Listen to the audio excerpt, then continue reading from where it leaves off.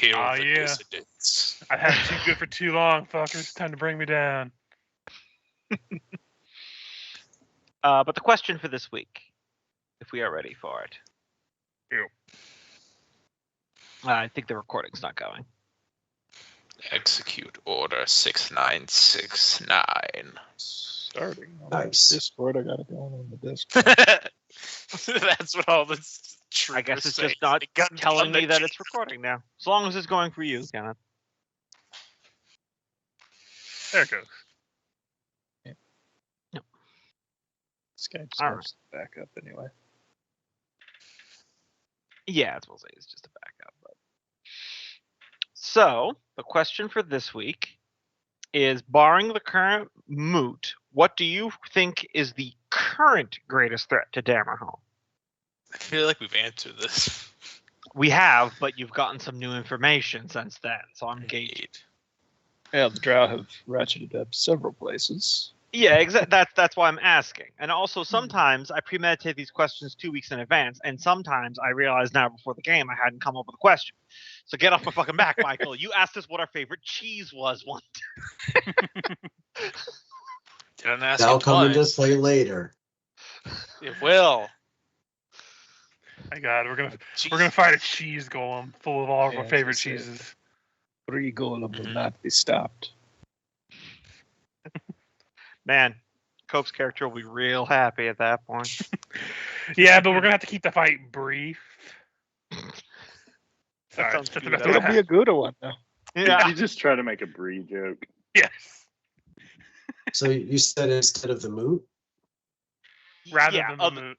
other than the moot, because obviously you're trying to secure the throne, but like excluding that obvious Bendrak? Is Bendrak on the table? potentially, yeah. I'll go Bendrak. All right, maintaining that answer. Maladraxus. I'm going Drow. The wizard that's in our downstairs. I'm not talking about the. That's Yeah, what I it mean, is. joke. That's a magic wand, baby. I did not intend it that way, but anyway, whatever his is name is, Caliburn? Caliber. It is Maladraxus, was Maladraxus, and will continue to be Maladraxus until Maladrax is no more. Do you mean Malatrax was? Yes, until Maladrax was. But currently he's Maladraxine, so. I think I only don't have Taskell.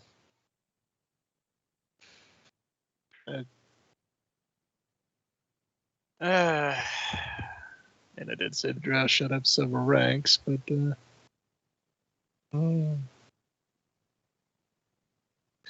previously it was Maladraxus, but now the Drow are either in a close second or taking the top. Bendrak, if we can confirm that they didn't get in, I think we did confirm they didn't get in, so it's still safe. Mm-hmm. Although, I feel like I'm forgetting something at the very end of the session. But, yeah, I'm going to go with the Drow currently. All right.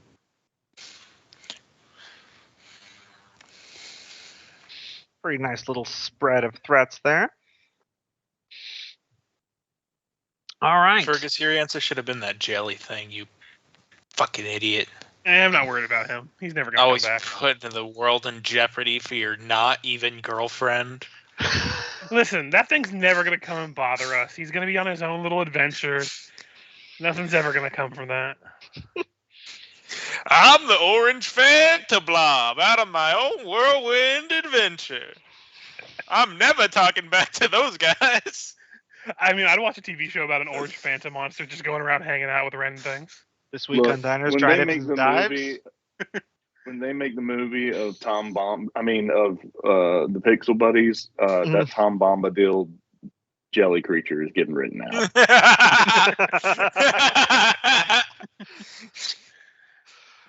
Oh man, I would love to see Tom Bombadil in the movie, but I also completely understand why they didn't include him. Yeah, it is kind of the thing you would write out if you were making a blows movie. the whole blows the whole feeling of the setting. Like, why did the man in the yellow hat from the cartoon just show up? I don't know. Yeah, I enjoyed the chapter a lot, but the movie would be It like, just- what the fuck is going on? it's a part. It was of, like it's a part of Tolkien the got story that really, can really easily high. be cut. That could easily be cut out. That only raises more questions than it ever answers. Yeah, it was like Tolkien got really messed up for one weekend when he wrote that chapter and then forgot about it. And after they published the book, he was like, "What the fuck? Who is Mhm. that?" Yeah. Like that, Supposedly like he that put one him up 'cause he- chapter from Lion, the Witch, and the Wardrobe where Santa Claus shows up and gives children weapons. Yes. That maybe they got fucked up together that weekend. C.S. Lewis and Tolkien. Yeah, on they a hung bender. out. They were huge friends. They Oh were yeah, on the massive. It's extremely heartwarming. I think I remember seeing something about him wanting Bombadil to be there. There's like mystery beyond the setting. Yeah, makes And sense. It's just the there's fact he one- was a dancing bearded man who sung musical Mhm. numbers was a little. And was It's completely weird, but then immune to you- the fucking there's like, this ring one theory temptations. that he's the God, incarnation of the music of creation that I really like. Mhm. Since, he's always fucking singing. Mhm. As the literal spirit of the music, that makes sense. Right. No, he's But I mean- just the Fey owner of Curious George. Could I mean, be like that too. in The Hobbit, there was the werebear guy, but that didn't Mhm. feel as random. Yeah, and other than rescuing the hobbits twice from threats that were kind of self-contained, and the second of that giving them all some decent equipment, it is a completely superfluous chapter. Mhm. And both of those. All right, we Flatter approve. Let's move along. Yep. Yeah, we've got a king to get rid of. Yeah, we can do book club another time. Yep, get out of here, Fergus. Oh, That is one of the jeez, 6 I've read. guys. Shucks. I thought I was doing pretty good. I at least score myself a 6 out of 10. Damn.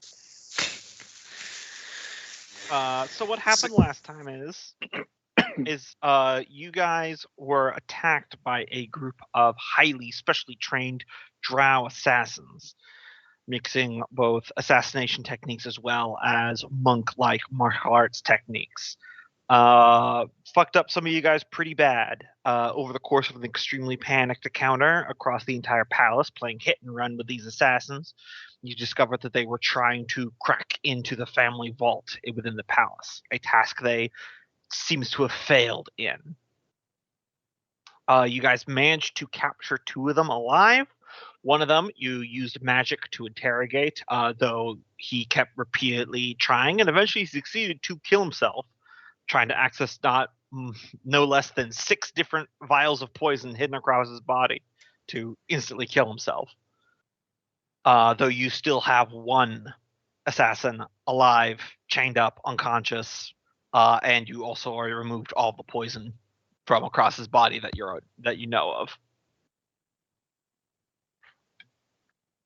Daskell then began resuscitating all the people that has died, or as many as he can, and the moot was put on hold for a day as everyone collected themselves.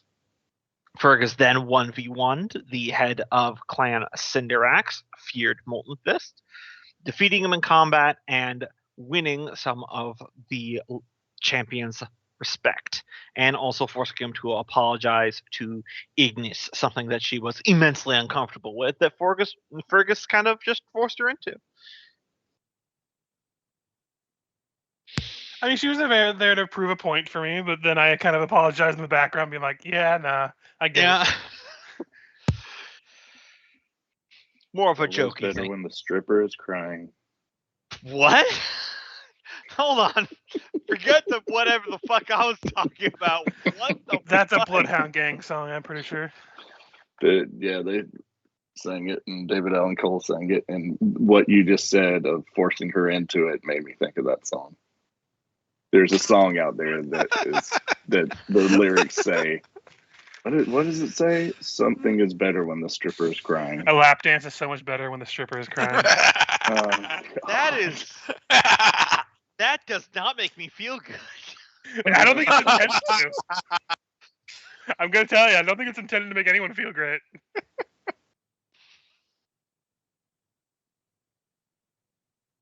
I mean, this is also from the same band that had a song literally called "Fuck," but they just called it "Foxtrot Uniform Charlie Kilo," and they just repeated that the entire song. I mean, at least that's clever. I know. Bloodhound Gang had their hits and misses, but anyway. And the final thing that we left off with last time was that Milgram had a brief meeting with the wounded and recovering clan head of Clan Embermane, where the elder thanked Milgram for saving his life. Eldwin Boltsong, that was his name. I had to quickly check my notebooks.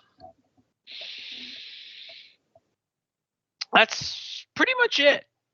Big long encounter. So the not like a bunch of huge events, but a lot of information was learned by context.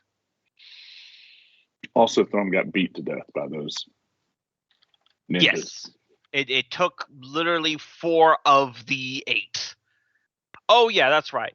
You got better. 8 more of those ninjas that weren't involved in the palace assault had broken off and went into the city, and one of them was found dead outside of Calibur's castle, apparently killed by ice spikes. Mm-hmm.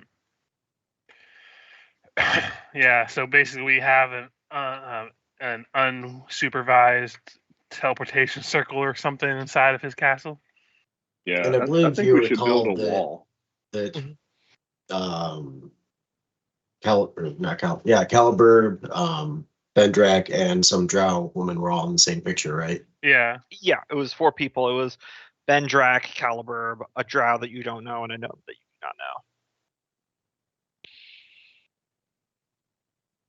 So we've got Drow sneaking in illegally. I think we need to build a wall. They have pets that can help them climb walls. I don't think that's going to help matters. We put razor wire at the top of the wall. We live underground, Thrum. It's all wall. This isn't to prevent anything. Building walls is how I relieve stress, okay? Also, putting spikes on the top will just make them enjoy it more. We've seen drow before. We need to exterminate all of the Drow. Whoa, whoa, whoa, whoa, whoa. All right, one moment here. We did try to make friends with one drow, and they didn't want to do it. I guess that does mean they're all evil. That was my conclusion as well. I mean, centuries of behavior.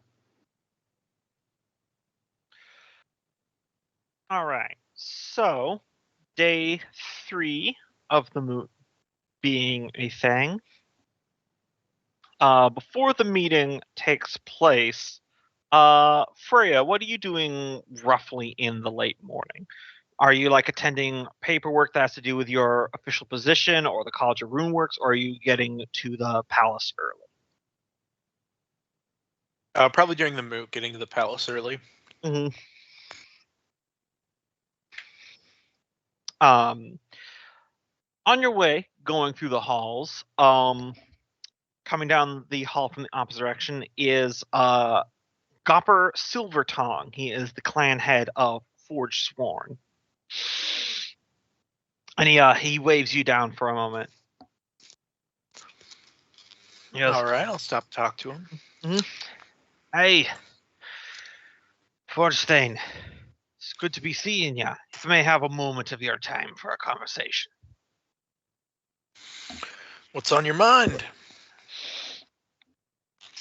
Some of the artificers that have been working for you in the College of Runeworks has been telling me some about one of the most impressive advancements that you and yours have been having here in Dammerhall.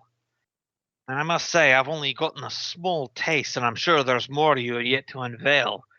I am extremely impressed upon what you and yours have been building.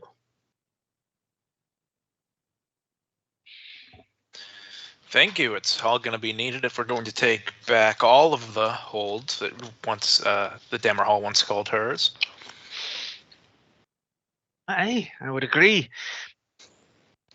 If I may speak to you to the side unofficially for a moment. All right. Steps off to the side.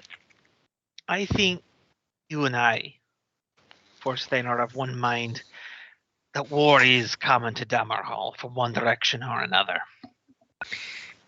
And I, for one, would like to see Dammerhall win that war. You and I both know this entire moot business with His Majesty King Fergus is going to blow over. The lad's eccentric, but he's strong. He'll maintain that throne. We both know that. We still need to work on building up military stockpile. Now, here's my proposal.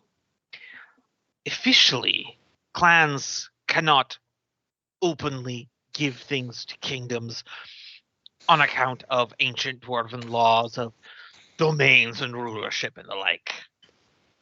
However, if hypothetically Clan Force One were to sell a great deal of runic armaments and munitions below cost to some middlemen merchants that you could then hypothetically convince someone to purchase below cost, why, that would be fortuitous for future military projects, would it not?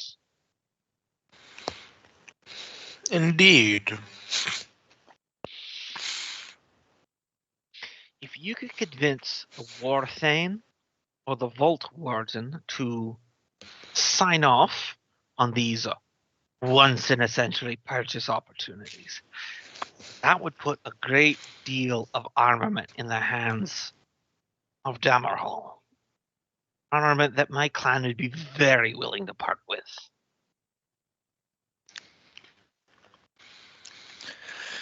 I'll see if I can work it. Hey, sounds good. I'm glad we can see eye to eye on these things. Dammerhall was once a great city, and I shall think it shall become even greater yet again. That's the hope. See great things coming from your college, Fortsane. I look forward to seeing it.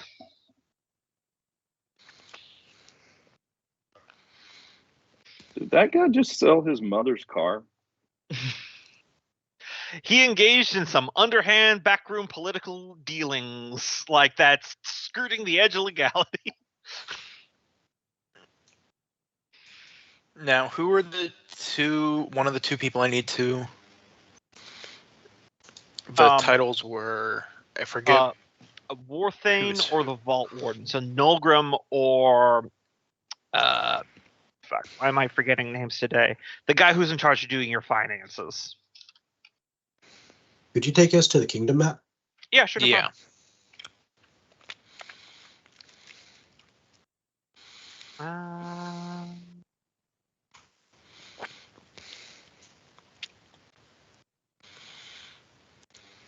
King, High Speaker, Hold Warden, Forge Thane, Warthane. Oh yeah, Cyrus. He's the old dwarf that balances the books.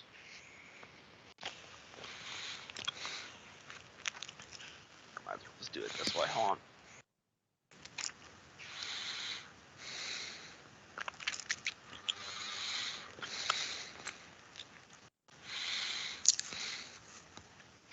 Yeah, so Cyrus or Nulgrim is who you need to convince.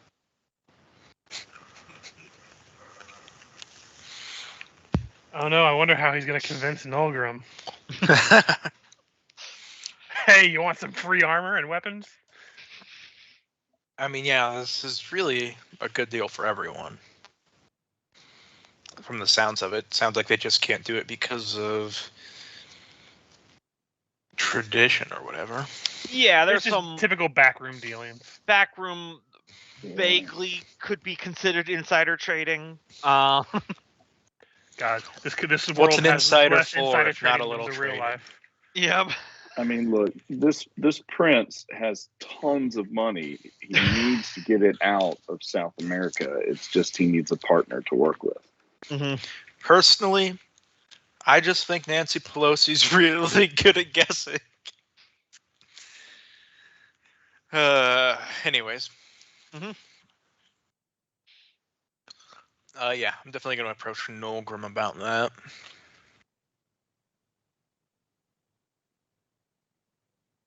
Yeah, up to you whenever you want to do it.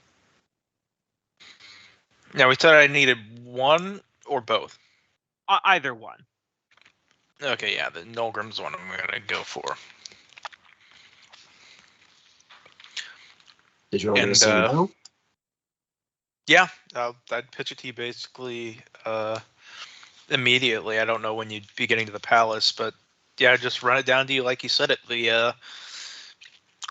Some of the houses want to help our kingdom out by giving us some equipment under the price, but because of certain traditions, they're not technically allowed to do that. Are you interested in working out a way to make the deal go through? By traditions, do you mean laws or traditions? A little both. We're talking about rules here, Nolgrim. Laws are a completely different order.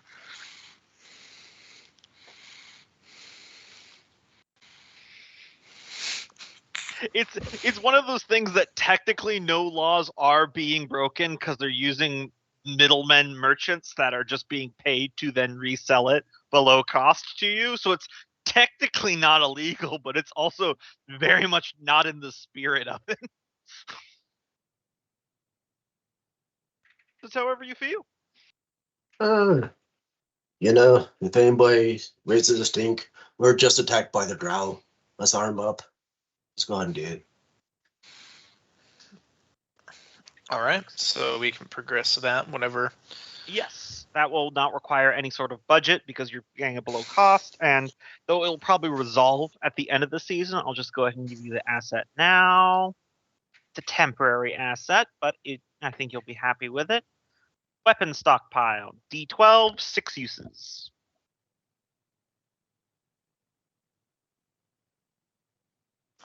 Let's go. And then let me click something in here. Nope, that's not the one. On.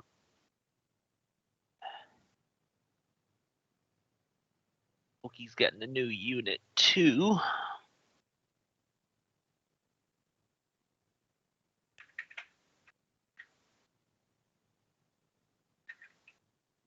There we go. Can I tell everyone how proud I am that no one made a joke when he just said Loki's getting a new unit? Loki, if you go, or I guess anyone, if you go to elite units, you can see you have a new unit on there.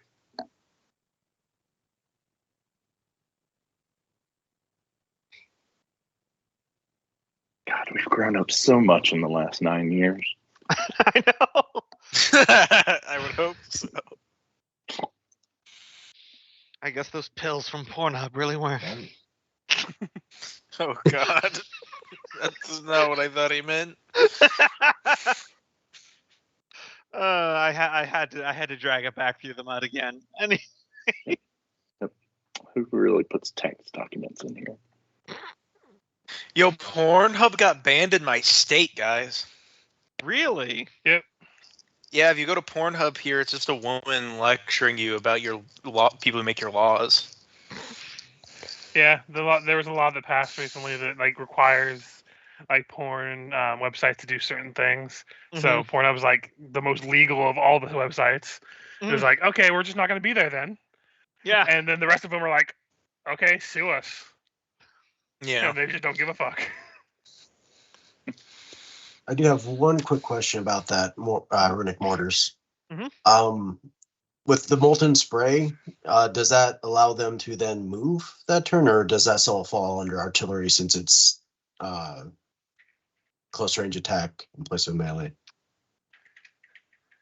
Yeah, they can still move that turn, but it's only 2 per battle. Okay. The artillery team is their main ranged attack, so. Yeah, I was just thinking of spray and then run away. Spraying and praying.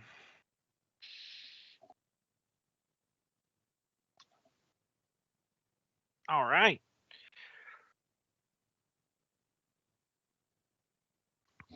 So, if there was nothing else anyone wanted to do, we can go ahead and go to the next meeting of the moot later that day.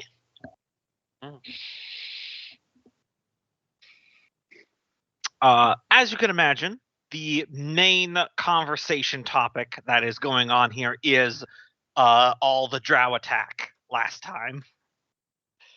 There's lots of big arguments about that. I imagine. Mm-hmm. A lot of people saying that things should take immediate action, and other people pointing out that that's not the meeting of the reason for the moot, and that's not why we're here. Definitely, Taskell has his hands full trying to moderate this.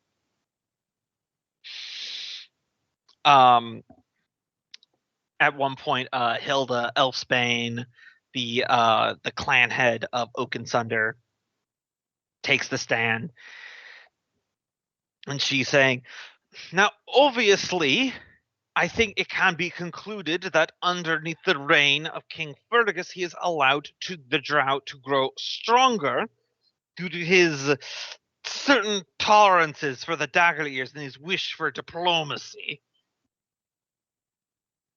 There is no strong evidence, in fact, that how do we know that he's not the one that let the drow in?" Tomas immediately shoots up to his feet and points a finger at her and goes, "Let's get one thing straight. My brother is many things, but a traitor to the Dwarven people is not one of them, and I will claim the beard of anyone in this room who claims otherwise." I imagine that's like the shortened version, but he really went, "My brother is many things. Lazy, Yeah, stupid, lazy, unmotivated." lying cheater. Yeah. He just goes on for 30 minutes. Unfurl a scroll from his pocket. No, he has this off the dome. He doesn't need to write it down. He's been rehearsing this for generations. Your family, you started the day you're born to start making out this list. Yeah, go ahead. Yeah, when she would comment that, and after the brother would respond, it's like, while it's true that I have promoted talks of either call to I don't know what the term is in real life, but basically a call to not arm themselves currently, stay out Yeah. What is it? Armistice, I think it is. Is that right? A what? Armistice? Armistice, yeah. So basically, where everyone's they're not making peace, but they're agreeing to not go to war, basically. Yeah. Which is what he's mainly been trying to push at this moment. I will basically I elaborate that there's no possible way I would allow people to get hurt on my watch willingly, and I'm not sure how he would word it, but basically implies looking at her, basically, did you assault an entire drow fortress with just 4 other men? Basically, and then implying, because I'm sure people have already heard. If anyone talked, Thrum has probably told people in bars about the exploration, about killing the drow fortress on our way down. So it's probably a common myth that's been going around of our adventure. And kind of just imply did you do that? If anyone they were targeting, they were found outside of my home, outside of the Warthane's area where he was at currently. They prioritized the weak and the ineffective, and basically without saying it, implied if I was going to have them assault anybody, it would be my political rivals at the moment and make it look like an accident. But I didn't. I could have done worse if I was planning it. I didn't kill her, but if I did, this is how I would do it. Yeah. Also, for the record, your Forge Thane did. Okay. Yeah, I know. Your Forge Thane immediately jumped to the rescue of a rival, which would be a pretty weird thing to do if we were trying to assassinate them.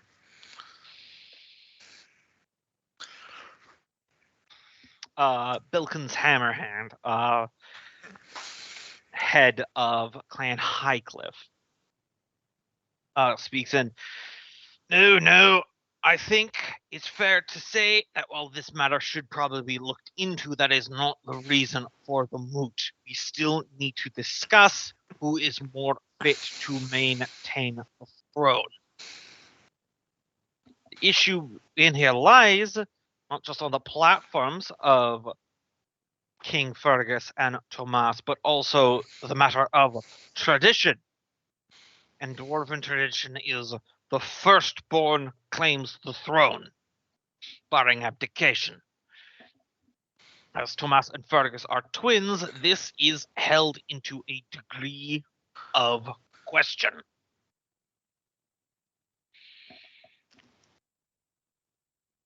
A pause as there's like from grumble and talking amongst people. Rabble. Mm-hmm. Much of the rabbling. Yeah, much of the rattling.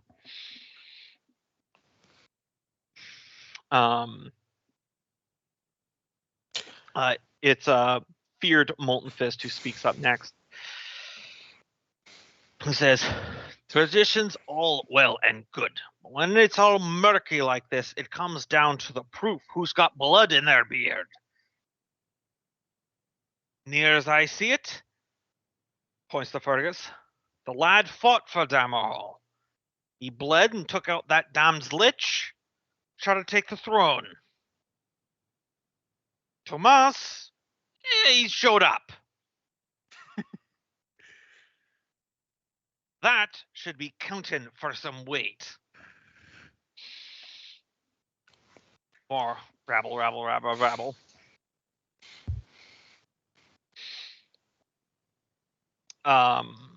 moment here. 16th in line in the back is Fergus's cousin with blonde hair going, "This never would have happened if I was in office. Oh god, I would make the greatest drow deal. The greatest drow deal in the history of drow deals. We'd get everything we'd want and the drow would go away." God, thank God. Someone shut him Can up. someone get Donald Ironlump out of here, please? Thrum hits him on the top of the head and grabs him so he doesn't fall down. Sorry, he had too much beer this morning and walked him out. Not gonna let that happen. Canonically exists now. From Iron Lump. Yeah, 16th in line for the throne. Now. That's a perfect name for him too. From Iron Lump. All right. You gotta learn to take your lumps, folks. Your iron lumps. Vote for me. Now, you see, if my character dies and his brother dies, and there's a long succession of people dying, eventually he'd be next in line. So, like, I look over the crowd. Do we really want the chance of him leading us? No nation would ever willingly choose him. Sorry, that was meant as a vamp to buy you time, not to get you off track. No worries. I just like the idea of a dwarf being named Frump Iron Lump. Even if it's not a bad Trump impression, I would totally play a future Pathfinder character named Frump Iron Lump. I mean, one of my future characters, I already have a name chosen because it's so ridiculous. Zavion Merrytink. Zavion. No, we need to do it like a pair thing where one of us is Frump Iron Lump and the other is his brother Crump Iron Lump. Just have a Hobbits thing from the and their third Hobbit brother books. Craig.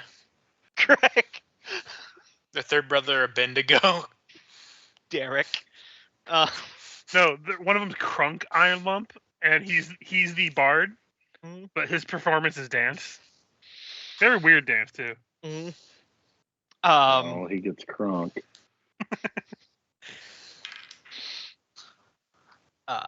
During all the harumping of everyone doing what they do, Taskell, Eldwin Boldsong, who is here, he can't really stand up to speak because he's still recovering, but he insists about being present. He kind of like does the hand wave non-signal for that way if you could give him a moment to speak for the congregation. Recognize that. Eldwin Bold Song of Clan Embermane.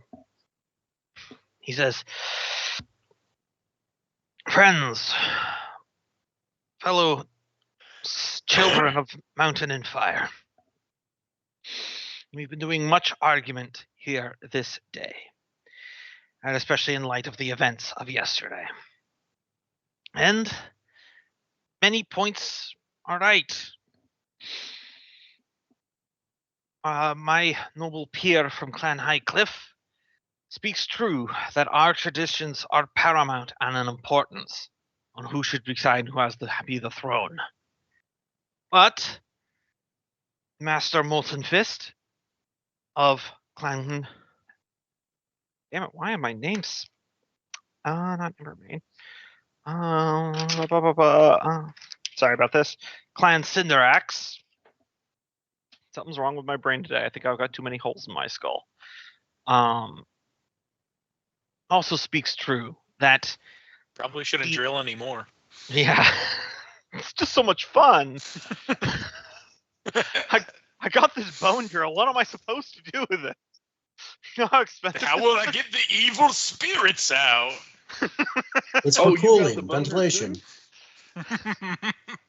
I spent a lot of money for this drill, Michael. What am I supposed to do? Be a serial killer? Come on, get real. Of Clan Cinderax also speaks true that it is deed that should also tie to the throne, not just blood.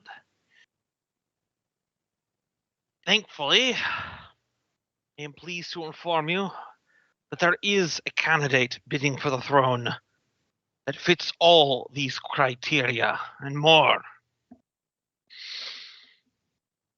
With blood ties to the throne and retrieving it by deed. I would like the floor to recognize Warthrain Nogrim Runic. Open to just look around. Done, done, done.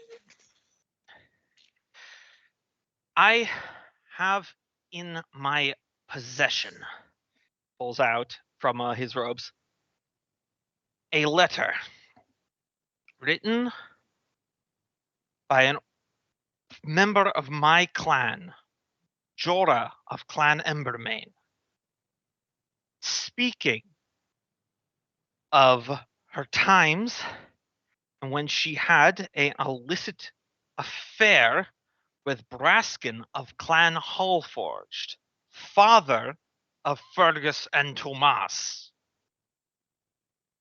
The result of that affair was the birth of an unlawful bastard child that was taken in by two dwarves.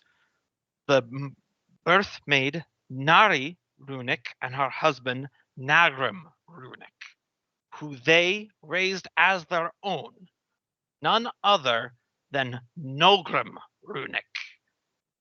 And by the date of this letter, which was delivered to my hand at the time, would put Nogrim Runic a full 3 months older than either Fergus or Tomas.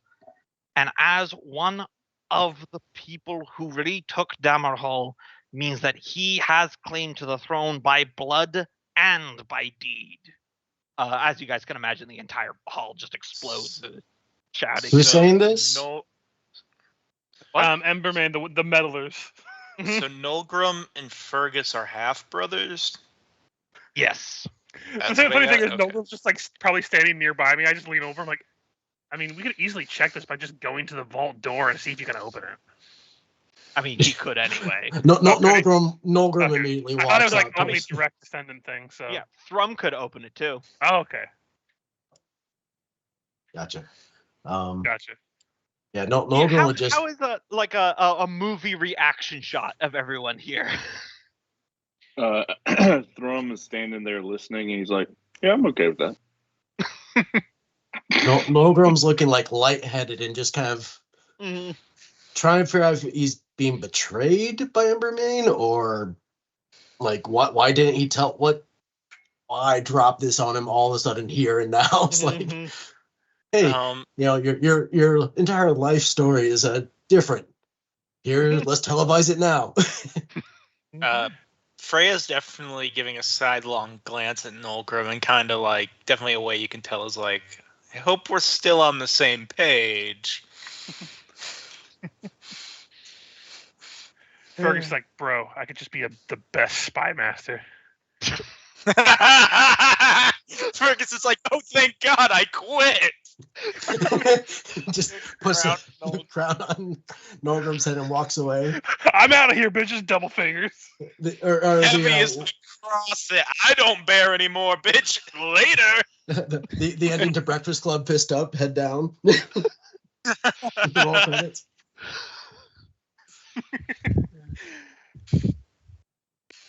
No, his more internal thought was like, if this is true, that means I have a brother who doesn't suck. Task was just sitting up in the preceding chair, like, meh. Elbows resting on the table, hands grasped in front of him, like, meh. This will get interesting. So, Taskell, you as the master of ceremonies here, you have a choice to let the discussion with this new information continue on as it is, or you could choose to adjourn the meeting today to let everyone break off in their own little groups to talk and process the information. Because certainly Clan Embermane had a sense of drama by introducing a new contender this late into the proceedings. I suppose first order of business is if they have any additional proof of this claim other than a letter, an anonymous letter.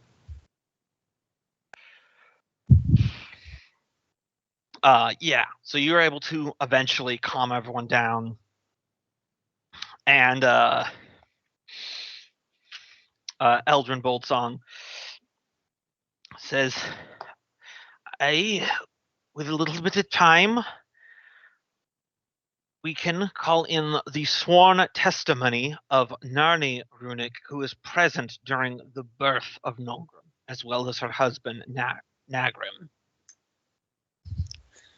Very well, I guess I shall adjourn until the witnesses are present. Just some old handmaid waddles in. Yeah, that looks like the baby. So with that, everyone breaks off for lots of side discussions. So I would like to take this moment to step out of character and address Michael, Cope, and Kenneth directly in this new upcoming thing. Is that there is a very real possibility that Nolgrim could be decided the better heir if you maybe perhaps support his bid if he chooses to maintain it. And I want this to be made aware that it's not like you're taking away Richard's character. Fergus can still very much be involved. So if you feel like in character you would back someone else, you don't have to feel hidebound by the plot.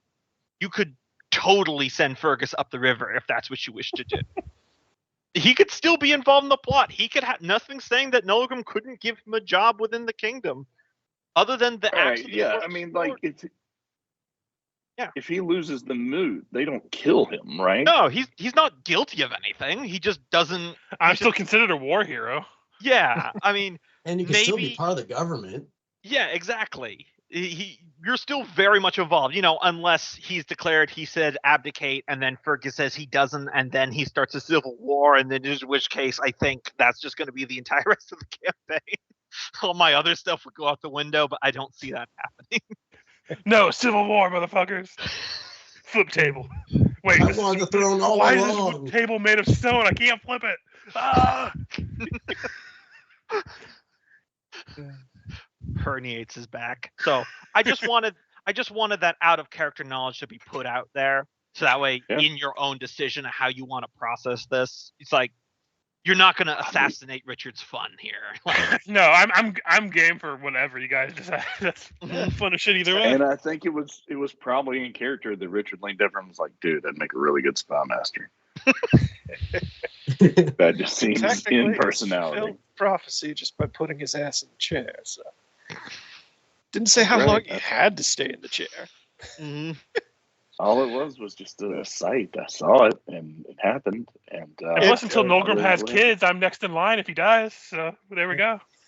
In character, though, I don't think Tesco has a strong opinion one way or the other on the two. Mhm.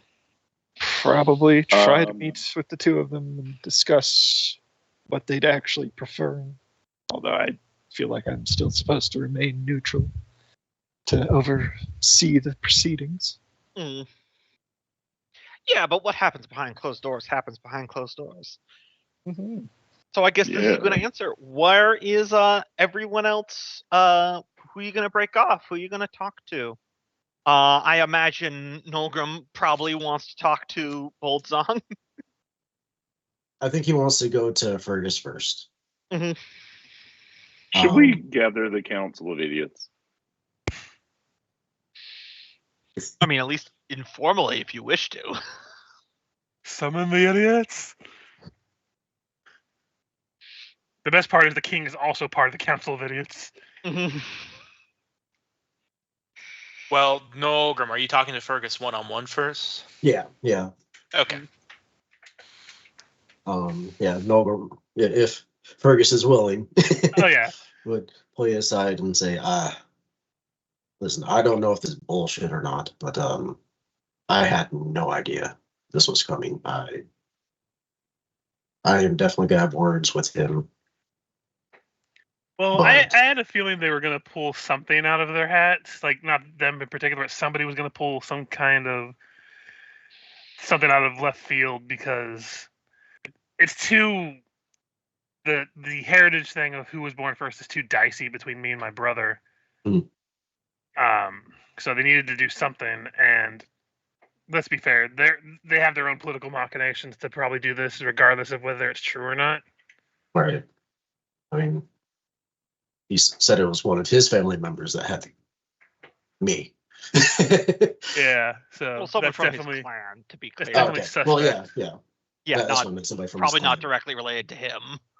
Well, yeah, I met his clan. Yeah. Well, that is supposedly what stands to gain there. But all that aside, I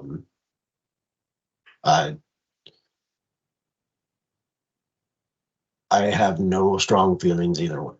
I probably gonna need a month to wrap my head around this. This is fuck. But all that to say is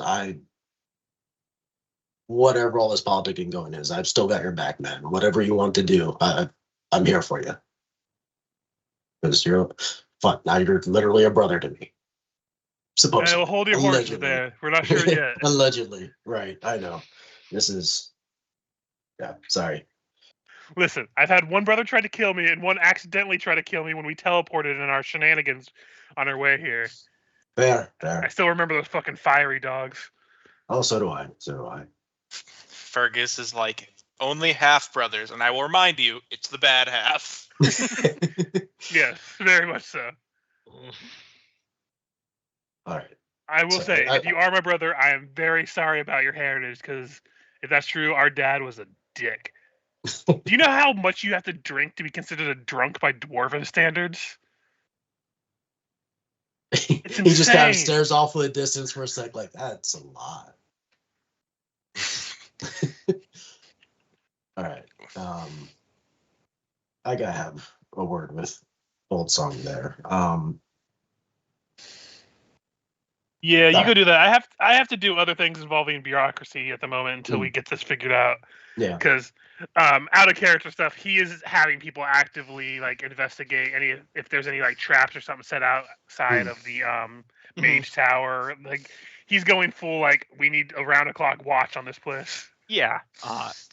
Where we last left off, Nolgrim dispatched 100 hammer elites to surround it. But I imagine there's more bureaucracy than just sending them out to stand there. Mhm. So I imagine that's a lot of what like Fergus's day-to-day stuff is, like handling the random bureaucracy parts that happen for no reason. Also, he uses an excuse to distance himself because he's like, I don't want to talk about my feelings with my possible brother. Mm-hmm.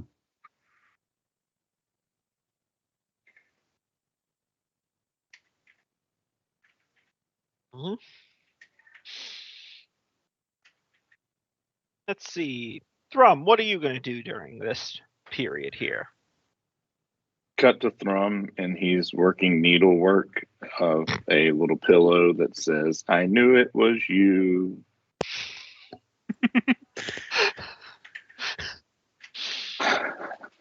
Thrum has a favorite. It's going horribly though. He has no finger dexterity with those giant rocks. It's like the picture of what you think your D&D character looks like and what it looks like after it rolls a 1.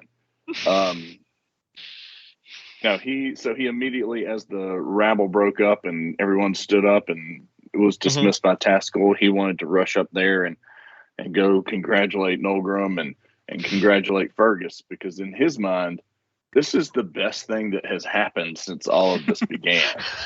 And he sees no feelings are getting hurt. Like, everyone is getting the ultimate best situation that they could have hoped for. So he's ecstatic. He may, on the way down to check checkpoints, as he makes sure everyone is orderly leaving the moot, he may stop by a bar. He's gonna go have a few celebratory rounds and buy the bar a couple of rounds here at 2:00 in the afternoon, under dark. Randomly just walks into a bar. Round for everybody. It's a brother. Yes. I have never been so happy my brother gets around. Like, 3 cheers for having a man whore brother. Hip hip, hooray! I have a nephew. Oh, that went downhill really fast, but thank you for the "It's a Boy" cigar.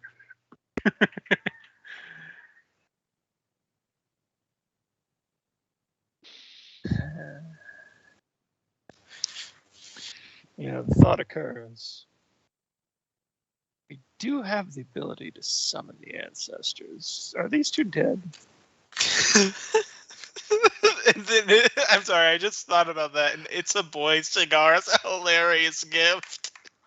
Because the only one who can use that is the dad. I don't know why I'm so tickled by that.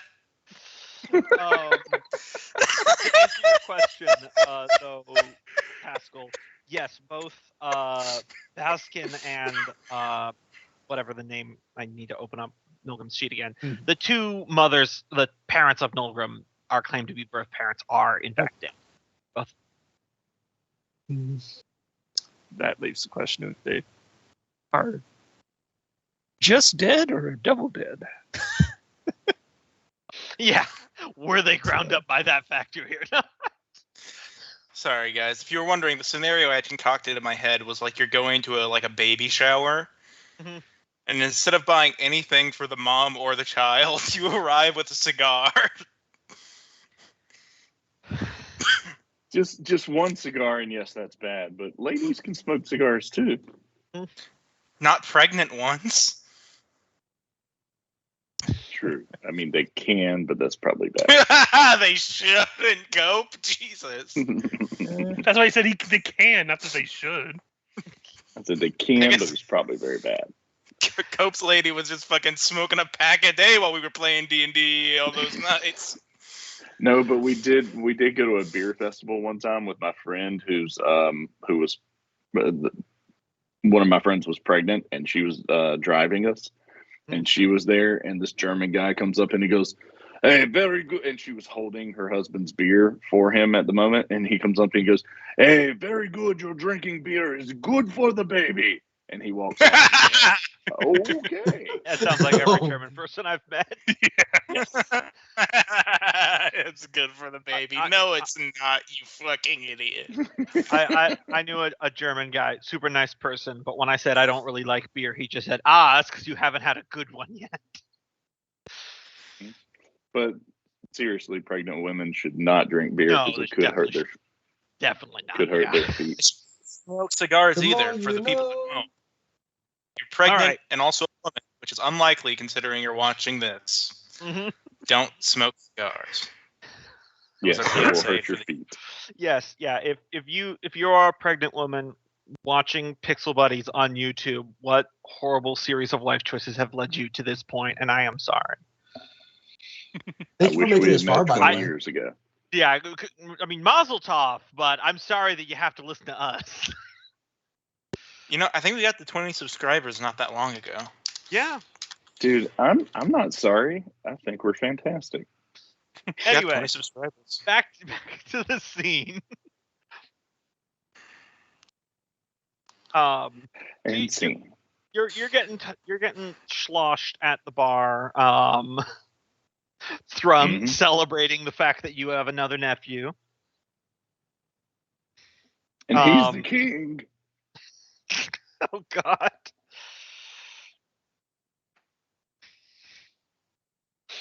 And that while you're there, you do notice that there is a someone that you recognize, which is Palry Quartzwall, who's the head of Clan Shalebrew, who's also drinking but with a perpetual scowl.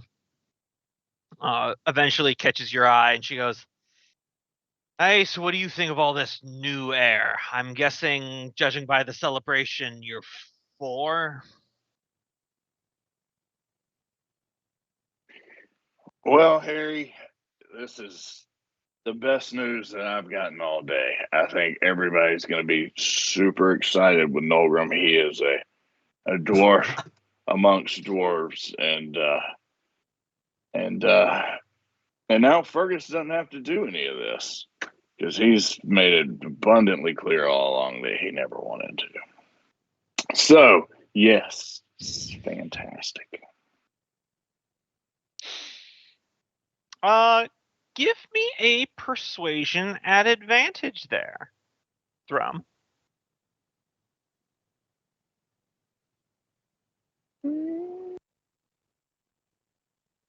Good. I'm glad you gave me advantage. Wow. Yes. That is a really bad persuasion.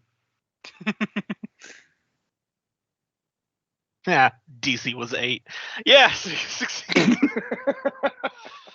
I wrote it down here in advance. I literally wrote down 8, and you got exactly 8. All Man, right. if the persuasion was only 8, they must really not like Fergus. Damn. Yeah, look, I'm not going to say anything bad about Fergus. But you said he didn't want the job. Exactly. And but he would have done it. I'll tell you what, I've learned this about that boy. He's got no quit in him. He would have done it, but he would have hated every moment. But that Nolgrim, I think he knows all about the ancestors and the carvings and the stonework, and he's going to be good. Dwarves are going to like him. He's going to be good, and hopefully we can go kill all the drow together. Much more appreciation for dwarven history. That's good to know. All right, so that's 1 political point for Nolgrim's camp to persuade Shalebrew to back him. Thanks for that, Thrum. Absolutely, just going to go ahead and throw the beans out there. I mean, I feel like I'm 100% in character with Thrum. Yeah, obviously, definitely. Obviously, Richard, I got you killed the other week. I don't dislike you personally. This is not personal. Well, that's No, why- I'm all for this. This like I don't care whether I succeed or stay on the throne or not because this is great storytelling. Yeah, this is perfect in character. If you guys have ever watched Cobra Kai on Netflix, I love the final karate fight at the end of the first season because it's between 2 main characters and you're watching that. And I was watching them like the story could literally work if either one won. I genuinely don't know who's going to pull out the W here. I was actually really interested because it could go either way. They did so well in those first seasons of that show. Oh yeah, I definitely think like the first. I and wish they second- had just ended it too. Yeah, I don't think the new ones are bad. I just think the first one was just really, really good. They're just trying to push it too much They now. were. The next one is the last one, I'm told. But anyway, so doing a little politicking. Freya, what are you getting up to? Because I know we're gonna have a scene with Nilgrim and Ambermane, but there's gonna be a bigger one. So,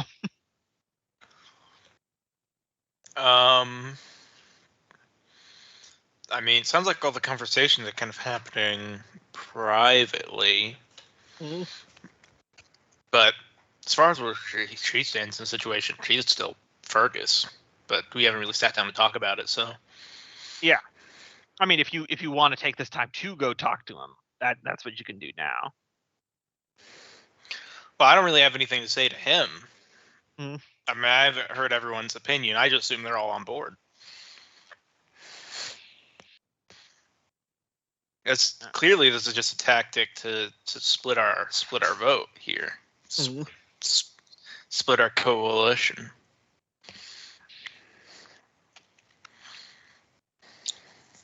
So what are you doing? You don't have to talk to anyone. You can just say, like how Thrum was just going to a bar.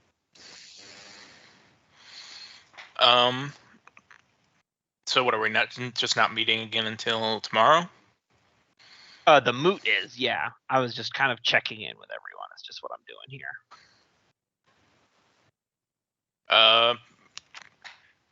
Then I would probably just go, I don't know, start working on schematics for whatever ship I'm going to make next. Gotcha.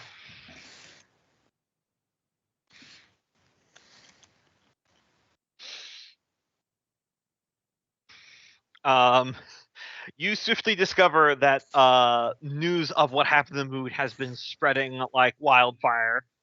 Both gossip and also, I guess, Thrum running it through the halls, screaming at the top of his lungs while handing everyone cigars. Why don't you just give me an insight there, Freya? Mazel tov. We ought a baby. It's a boy.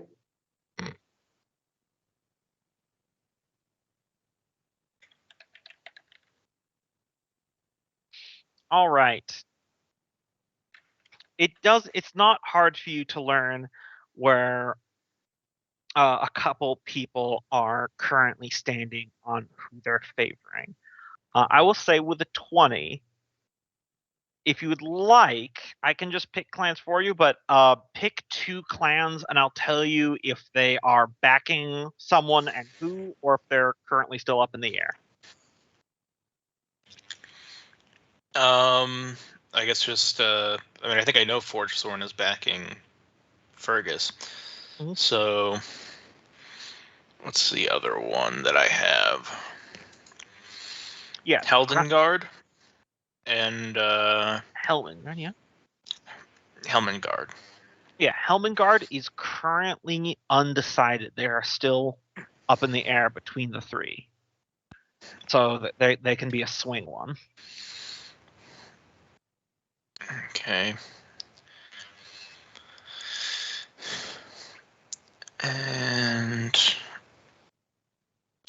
do we know Oakensunder yet? You do not. Would you like to? Sure. Looks like the winds are currently blowing that they are actually backing Tomas. Gotcha.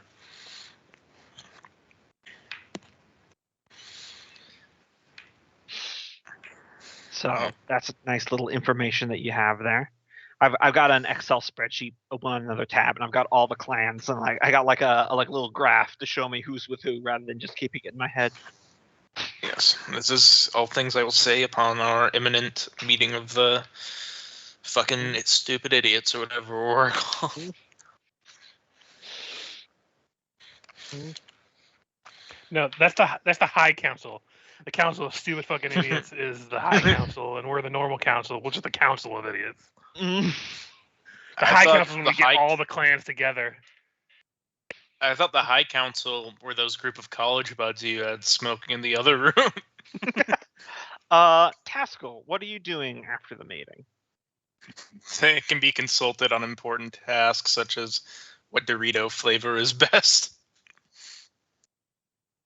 Well, having come up with the idea just now, I'm gonna head to the Temple of the Ancestors and see if it's possible to summon a specific person like that. Yeah. You inquire there, and you are very swiftly met by the high priest of this ancestor temple by the name of Sindri. And he says, "Speaker, you were there, so I know you already know. The Warthane has upped to be the heir to the throne. The claim was put forward, yes. The temples are backing him, of course, right? I cannot speak on your behalf, even though my title is High Speaker.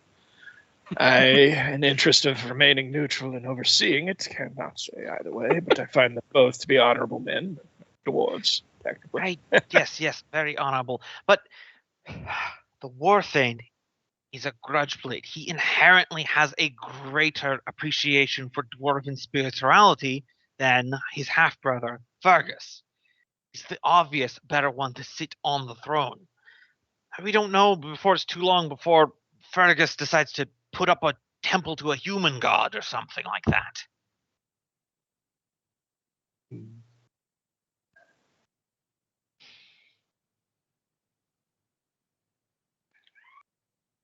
If you feel that it is right, then you should support the heir that you believe is right. But I am here to attempt to verify the claims put forward.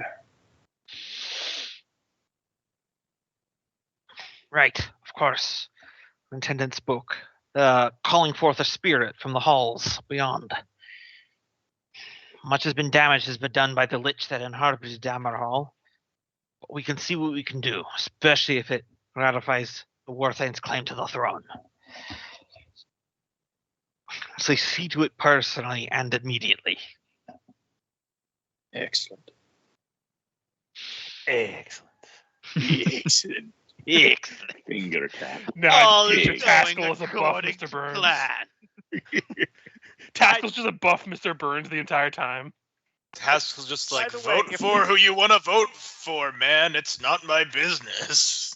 Fair, loose out. If there's a secret side chat between Kenneth and Michael for how the Dreers are going to seize control of the throne of Dammerhall, please let me know now.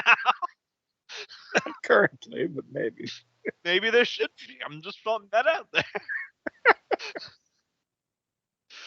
Yes, this thing which we've had planned all along. Revealed to you now. Let me do a... How should I...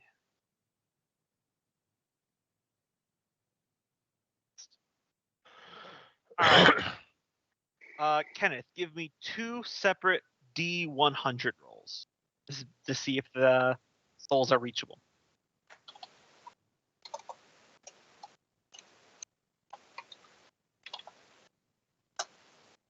I'd like to place a polite call. So they're either both reachable or neither are reachable. Unfortunately, you had to be over for this, so neither of them are reachable. Damn. Be too easy. Suppose that leaves the testimony of the what's the term? The adopted parents. Oh, what that was. Oh yeah, I guess the one mother, the adoptive mother was midwife. That's Midwife. Yeah. Someone summon a Pathfinder. They have the spell Discern Next of Kin. This will solve everything. Yeah, if either of those had gotten over 50%, the first one was going to be the father, second one was going to be mother. And if either of them had gotten over 50%, I was going to say I could summon the ghost and we could just ask them directly. So, Can we summon like a dwarven Maury to come and be like, you are the father? I prefer Dwarven Jerry Springer. All right, we've had the DNA test. Let's reveal the results. so that will leave Nolgrim there. I assume you're wanting to talk to Eldwin Boldsong. Yeah. He's back to recovering in his quarters. Mhm. How do you make that entrance in there? All hail the king. it's probably pardon my gnomish, but what the fuck? He would take a moment and you said, is he like resting in bed? He's in a chair now, but he's still recovering from his injuries from the day. Is it just him and I in there at the moment? If you wish, he can send out any attendant, so it's just can be one. Okay, so yeah, before he said that, he would walk in, see the attendants, and say, "May I have a word in private with you?" Of course. Leave us. They are, and I wish to speak. And then once they're gone, the door closed. Then he would drop the, part of my knowledge. But what the fuck, I apologize for the theatrics, but I suppose your genuine reaction. Nogum would pull it, raise a finger and say, "I have to know the truth." And he would kind of come over and say, "I'm going to cast a spell that will not force, but will prevent falsehood from your tongue." Of course, I have nothing to hide. Then he would cast Zone of Truth. Mhm. I imagine he voluntarily fails it. Absolutely. Is it true that, let me look back in my bio, that Nari and Nagram Runic are not my parents? Aye, 'tis true. Not by blood, anyway. Is it true that I am, you said Brazic? Brazic, and Is it? Yeah, Brazic is Fergus's father, and then Jorah is your mother. Is it true that Brazic Hallforge is my father? Aye, 'tis true. He would pause for a moment and then ask, "Who is my mother?" And he doesn't have to answer. He knows that.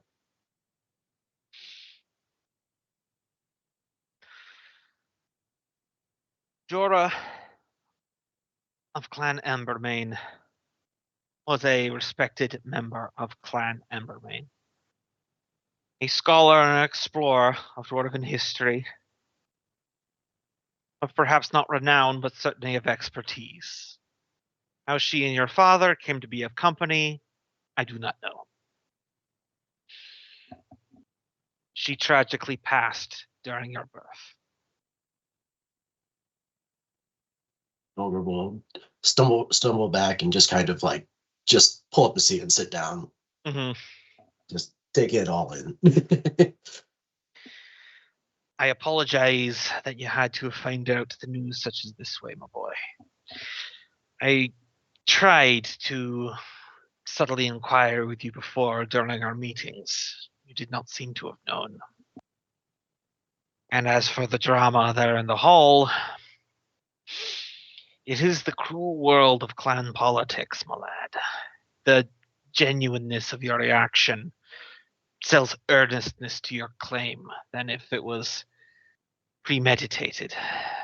Unless everyone knows Embermane likes our schemes. But you're an honest dwarf. Wish to maintain that for you. I did my best to clear it with you first. When we spoke last night, I asked you, would you do anything for the betterment of Dammerhall? You said yes. That is why I went ahead with my plan. Oh, trust me, the entire walk here, that little conversation was running through my mind.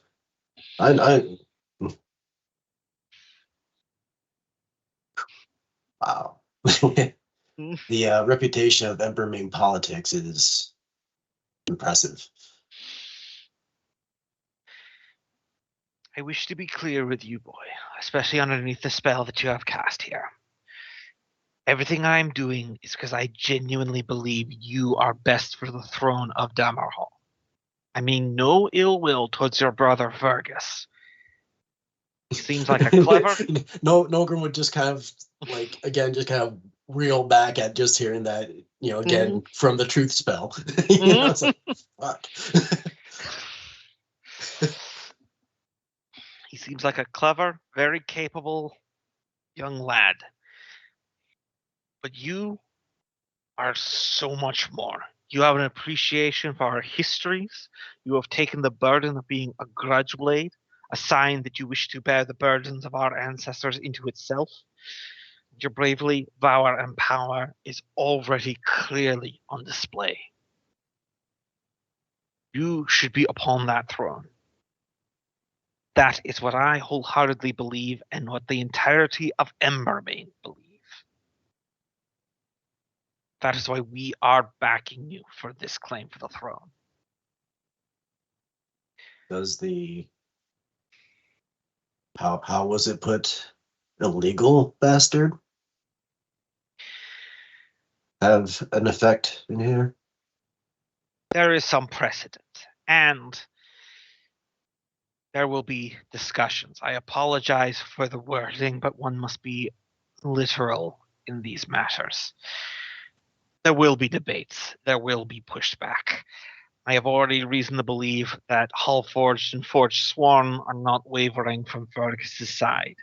While at the same time, people I have speaking with Highcliffe are believing that they'll be backing your claim to the throne. They are the clan of kings, after all. And a great many of their own thrones are maintained by the right of firstborn. To not back your claim would be a major loss of face for them. It means you already have two clans strongly behind you. Does the fact that I'm bound to the book of grudges not have any sort of impact on my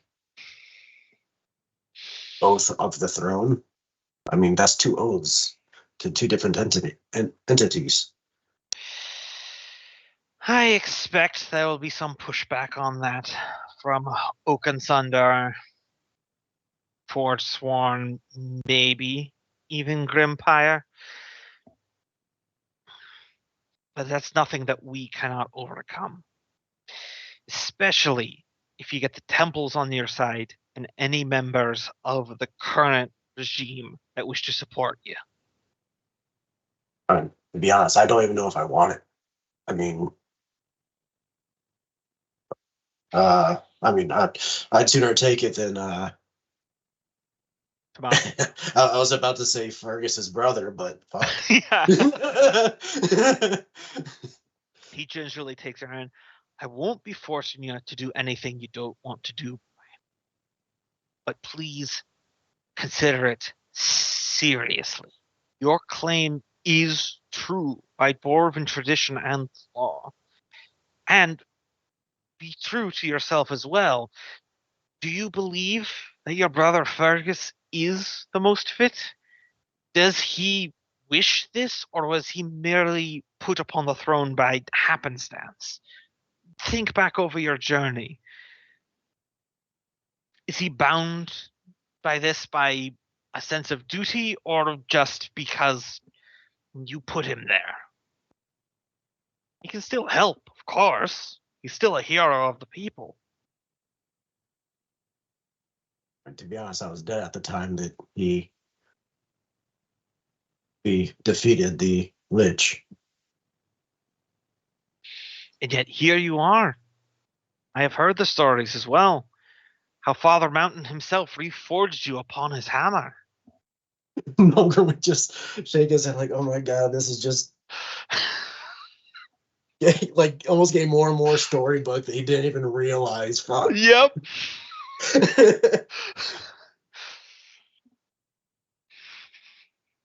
All right. I imagine at this point the zone truth is worn off and all that. Yeah. I'm gonna need a couple pints to mull this one over. But yeah, no, I've got thinking to do and perhaps a few more conversations to have with Fergus. But oh, okay. All right. Thank you for all that honesty. I understand why you did what you did, but at the same time, don't fully appreciate it. But I understand. I understand why you feel that way, lad. Do what you believe is right, but really think about what that is. Yep.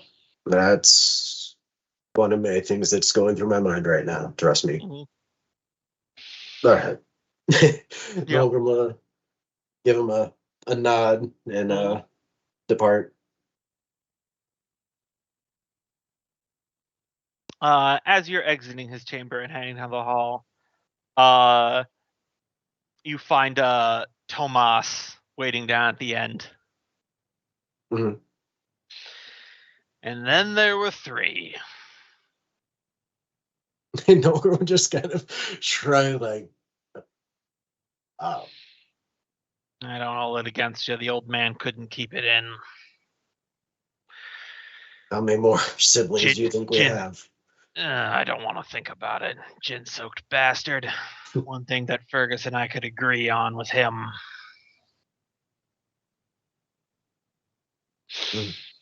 You pushing through with this? I literally found out about this kind of considers 10 minutes ago. Mm-hmm.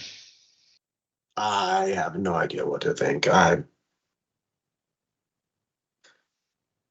still processing.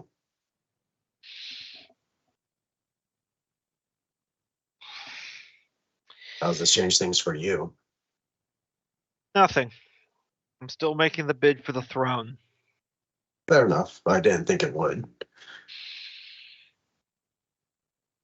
With all due respect, I think Dammerhall needs some objectivity.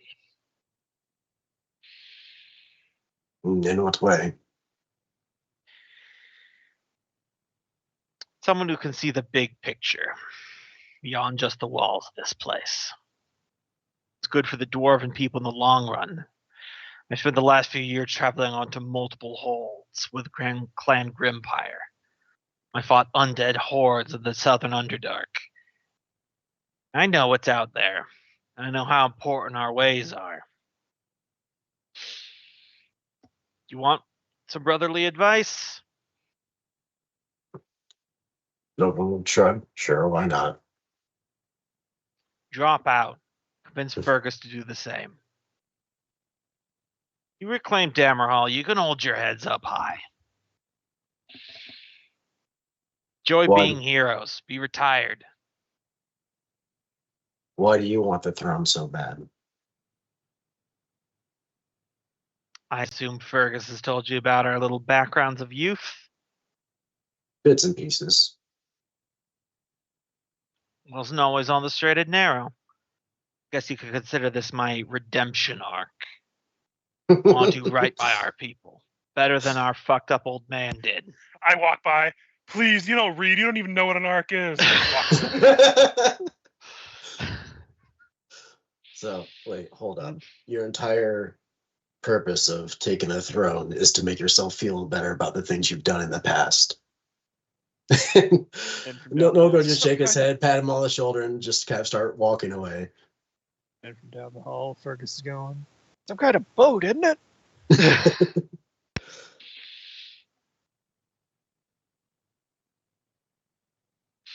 Watch yourself with Embermane. Crawling into a tank of bullets, I'll tell you that. Isn't that just politics in general? Yeah. Yet I knew that in advance. You apparently didn't. And he walks away with that one.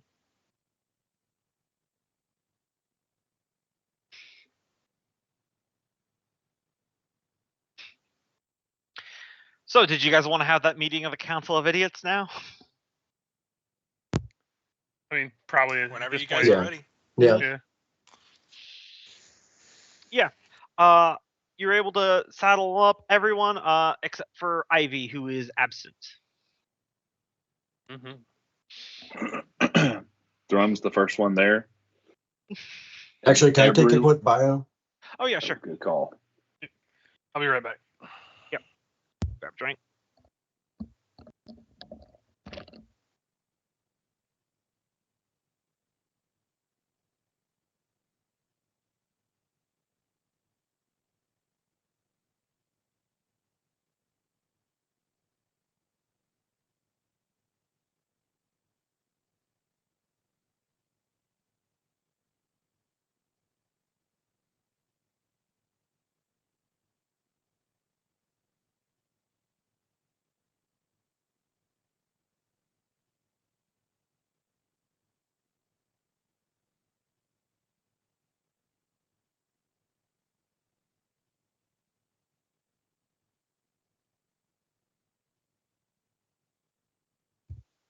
I'm back.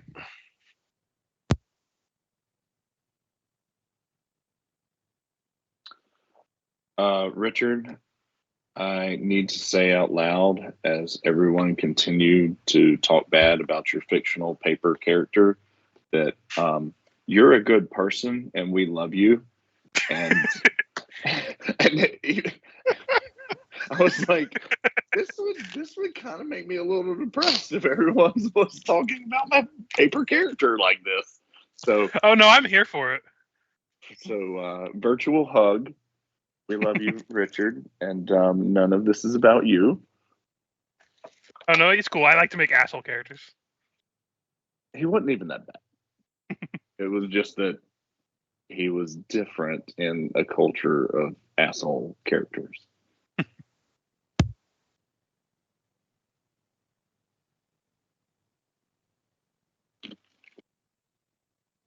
I can still be your, or Thrum can still be your most hated uncle. It's okay. I feel like whether which either way it goes, like I wind up staying king or I become the spy master. I'm still. It's not like I'm gonna not be involved in the story anyway. Right, but what I'm really interested to see is, will they make Tomas the king? Like, if we completely pooch this and I'm back. Quote, split the party and the votes go,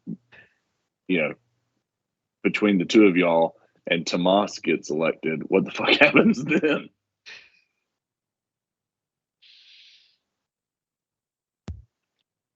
I think you just said you were back, Gumbo. I was just giving Richard verbal hugs because he's having to listen to negative things about his character. And after being very quiet for an hour talking about how you're not the one, it's somebody else, that can be depressing. So we love you, Richard, as a person. Yep. And none of this is personal. Well, I have to do some hype ups that way Loki character doesn't just feel like, no, I quit. I'm like, well, plot point for nothing. You have to do a little bit. No, this is fantastic. I can't wait to see where this goes. Mm-hmm.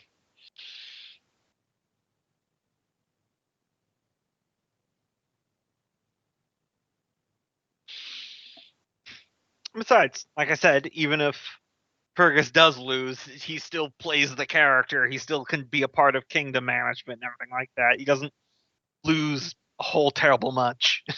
No, that's what he was just saying too. I mean, hell, even if like throughout sheer bad rolls or something, and Tomas was like became the king, it would just turn the narrative a little bit around where we'd be all like whimmed on the whims of somebody else. Which is still the story would still go on. It would just become like a different thing. Oh yeah, that'd be interesting. The whole series needs to be renamed during a presidential election year. This is some amazing insight into the political background. Like, I just voted for a party that I don't normally vote for in order to keep someone else, in order to vote for the person that I don't want to be on the ticket's rival. Like, this is real world shit. Yes. The real thing that I don't know what would happen here in Dammerhall is that if you guys somehow mathematically make it where of the great clans, exactly 3 support each of you, because there's 9 great clans, or they're not 9, but there's 3 of you. Yeah, that is 9. Yeah, if Fergus has 3, Tomas has 3, and Nilgrim has 3, and it's exactly equal, what's going to happen then? I somehow doubt it'll come to that, but that would be terrifying. I love it. It's the kind of shit that can happen. I suppose the moot just becomes 12 angry dwarves at that point, as someone argues the merits. No, worse. They asked the temple. You think we only have 12 angry dwarves? Hear me out. A game of rock, paper, scissors. 3 ways. We all just get in a circle. Me, Nolgrim, my other brother. Just duke it out. Wow. You've only known for a single day, and he's already the other brother. Yeah, I see we're not working on Lord of the Rings dwarf rules because none of you have similar sounding names. Listen, it's either one of us or it's Frump Iron Lump. Do you really want to have to go down that route? I don't think so. Listen, folks, I'm the best dwarf. I'm the tallest dwarf. I'm 5'1". I'm back. I think we're all back now. All right. 5'1", but built like a brick shit house. I don't even remember what the original color of my skin was. I've had it magically enchanted orange by Caliburb. I appreciated the hard work ethic of the Oompa Loompas. Which is why we should build a wall between Dammerhall and Caliburb's house. And make him pay for it. All right. So, Council of Idiots. Everyone is present, including Thyrus, except for Ivy. I all right. So we're all okay. Cope was saying that Thrum arrived first. Yeah, I probably arrived pretty soon thereafter. I don't think it'll take long. I think we're all on the same page. Was Thrum gonna do anything? Because I'm pretty sure this is still the same day, so you're probably still pretty sloshed from that tavern. He's standing at the door handing cigars as people walk in. Immediately. Wait, hold on. Why does it say it's a boy?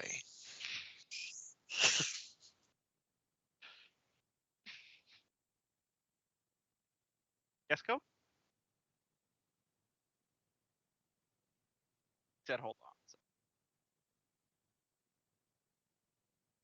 The dog must be guessing with him. Oh yeah. The sound of that. He got attacked by his roaming porca. The sound of that squeaky toy in the background will never stop being funny. Should have named that little shit Porca. That should have been the compromise. Yes. No, but the twist is once you get married, there is no more compromise.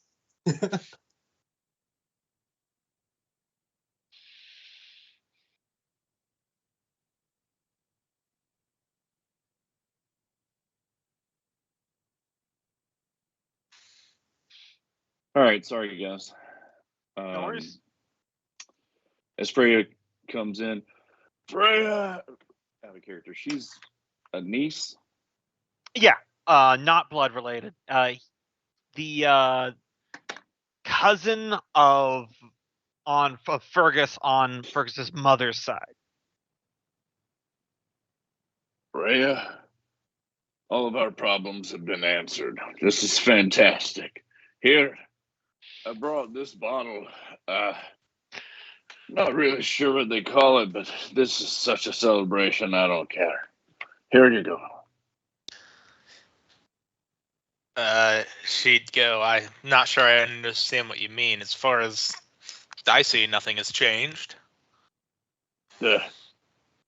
Fergus, we don't have to have Fergus as the king anymore. Now it's clearly Nogrim. Everything is right and perfect, and Dammerhall will be strong with a strong dwarven dwarf on the dwarfy dwarf seat. We just got a glimpse into Thrum's Pornhub search history. Why don't you take a dwarfy dwarf seat while we wait for everyone else to get here and you sober up? Everything will be fine once we install Fergus upon the high stool. Fergus, as you're Don't worry, in, at this point, he sobers up after like 5 minutes after his last drink. So. Fergus, as you're coming in, Thyrus is walking alongside you with his cane. He's saying, obviously, Clan Hallforge still stands fully behind you, Your Majesty. This doesn't need to change anything as far as the clan is concerned. Well, I appreciate it. Though, regardless of what's going on between me, Noel, and Nolgrim, this does weaken our position as a whole. So, if this was a act of trying to get Nolgrim on the seat, it seems like piss poor timing. Give or take. Tomas's position is far weaker than yours. When we spoke Wait, before, we're not entertaining this idea, are we? Vargas, of course, welcome, my boy. Well, I know Congratulations. Thrum is wax philosophical over there, but he always does Thrum that. Walks over there and big bear hug on. They just got him excited. He'll get over it. It's all of your dreams come true. You don't have to do it anymore, boy. And we all come out on top. There, Thrum. Have some water. Water. I don't Yeah. touch the stuff. It makes me sick. Those Thrum's sentiments on the matter are obvious. So I walk in, take my seat. I imagine Nolgrim's the last to get there, and it's that thing where there's like awkwardly everyone looks at him. Yeah, he No, looks at everybody else awkwardly. just like, Congratulations, King. Our new Nolgrim, king. get in here and tell him you're Here not he going to be comes. king. Talking about? Of course he's the king. Didn't you hear about the letter? Volgrim go in, close the door behind him, and take a seat and say, "Well, just got done speaking with Bard. Sorry, out of character. Bard song. Is that right? Bold Song is his last Bold name. Song. I've talked with Bold Song, and he's couldn't lie to me. And yeah, everything he says, at least according to him, is true. Of course it's true. Their plan doesn't work if it's not true. I followed up on the lead. Well, so yeah, plan aside, this is kind of my life story. So give me a second, a little bit of understanding here. Yes, I followed up on a lead of my own and was unable to verify one way or the other. Look, we can give you some time to process everything once you tell everyone that we're not making you king. This is a ridiculous. That depends on the disposition we're even talking between him about and Fergus. Fergus has quite often vocally objected to the idea, although perhaps he's gotten used to it. Turn to look at Fergus. Malcolm, look over him. Thrum is now passed out in a chair, snoring quite loudly. Someone cast regeneration on that man. Lesser restoration. My liver, it's back. Oh wait, here, I got it. Nolgrim goes over, taps him on the shoulder, lay on hands, to remove poison. Thrum, you're instantly sobered. No hangover.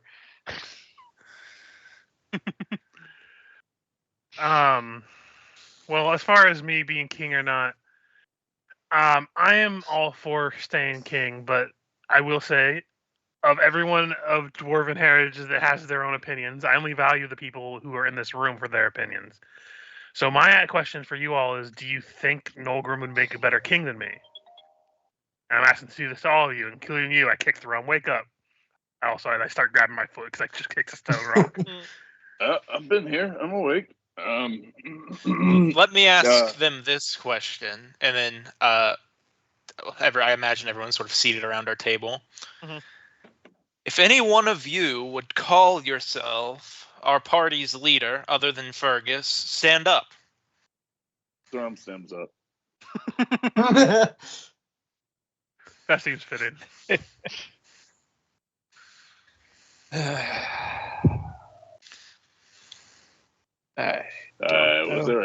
Was there a second part to that, Freya? I'm not acknowledging you at this point. Yeah, Thrum sits back down.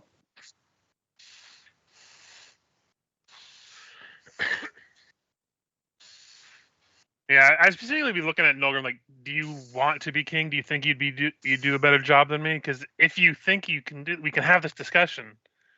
But we do need to iron out the details of what's going on between this group of us. What the hell happened while I was having a good time? Never wanted to be king. You said it all along. You hate the dwarves. you're marrying a gnome or something. He's everything, dwarf. We're all friends. But I'm pretty sure he's, with a Duragar. So if we're gonna start talking shit about people's significant others, I'm pretty sure their dwarves are gonna have more of a problem with him than me for that part. This is also irrelevant. Why are you talking to him? He's drunk. Listen, it's just become a reflex at this point, and I If hate you stop it. acknowledging him, he'll fall asleep in the corner. Unfortunately, he touched me and I sobered up. Oh. Lay on hands. And now I sobered up to this reality where the gods have given us a gift, a perfect gift amongst us and our people to lead us forward, and we're somehow questioning it. Milgram would look at Fergus and say, I don't doubt that you definitely have the silver tongue. When it comes to politicking, I think you've got me there. That is basically what the throne is it not? I have to talk a lot, yeah. Look, Nolgrim, among us, you are amongst the strongest, the smartest, and yes, as Thrum says, the dwarfiest. But you're not our leader. Nolgrim would shrug and say, I mean, we did go into this with Fergus being assumed to be the king, and we kind of made him the leader. I think that was the right call. But it does still nag me how reluctant he was, which I don't see as an entirely bad thing.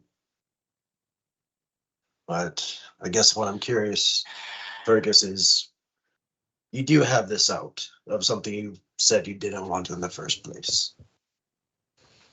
Which is why I bring this to the group here now, because if you want to be the king, we can have this discussion at the moot, and we can go from there. I want to make sure that if you want this, you understand that the goals that you have to reach, like, it's not just about being the dwarfiest of the dwarf. How are you going to deal with the drow? How are you going to deal with the other elves that we met? How are you going to deal with Corsiconia? Do you think you have it within you to barter, haggle, fight with anyone? Like, we can't end every disagreement with every other culture with war. Clearly, that didn't work the last time we did it. So, do you think me that much of a warmonger? No, but I hear what you're saying, Fergus. Not just pointing he's out. like, he kind of like holds it, like takes a second. He's like, listen, I don't like to bring it up, but we've seen what happens to people who have your goals. Like, he kind of motions to the book you probably always carry with you. Yeah. What's the chance that you might get corrupted by that, and that might lead you down a darker path? The way I see you, you do not want to just wage war. You want to be a problem solver. You don't want to be someone who causes problems. But this is something you're going to have to weigh if you decide you want to be king. It's not just something like, yeah, there's a lot of times I don't want to be king, but I realize that there's a part of me that has to be king, because if I step down and my brother took over, what's he going to do? If I step down and you take over, I honestly don't know which direction you're going to go with things.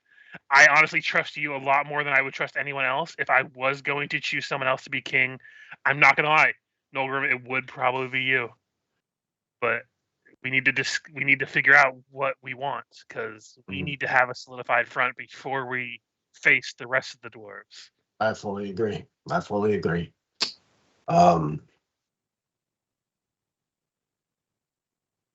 Logan will sit there for just a long moment. If anybody else says anything, he's just kind of... Yep. Thrum would speak up. Well, there was this practice I was taught to go stand in a river and be quiet and think.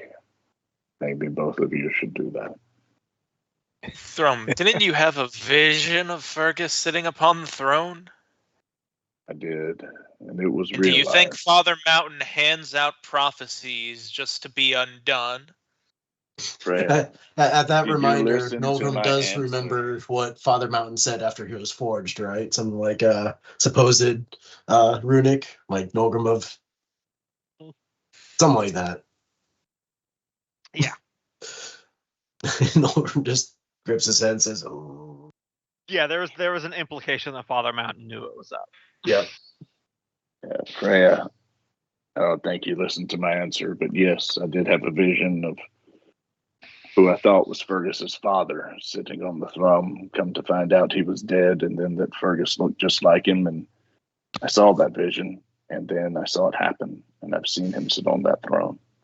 And I feel like I very much led this party to that arrival. You were underwater for half of it. This is a good point. You were underwater for a lot of it. I was underwater for a lot of it. I'm just telling you the answer to your God, question. anyone else ever miss Jiggles? Like before he was you? No. No. Just me, okay. Cyrus speaks up. The character was fun, but Nolgrim has a out of character. Like, yeah, Nolgrim is Cyrus speaks up, turning to Taskell, and says, you got quiet for me. I can't quite hear you. Cyrus speaks up, turning to Taskell, says, "For discussing matters of prophecy, how do you believe the temples stand on? They do not have a moat in the boot. Clearly, the faiths carry weight." The representative of the Ancestor Temple that I met with was supportive of Nolgrim. From where I stand, they're both honorable men, but we are 5 generations out from the ancestors going silent. There are countless of our kin scattered to the winds in the time between the fall of Dammerhall, the scattering of the clans, and now. Perhaps it is time for some new perspectives. I do not know what the future holds, aside from the fact that we will have enemies at everywhere we look, even those beneath the waves of that damnable sunken ocean.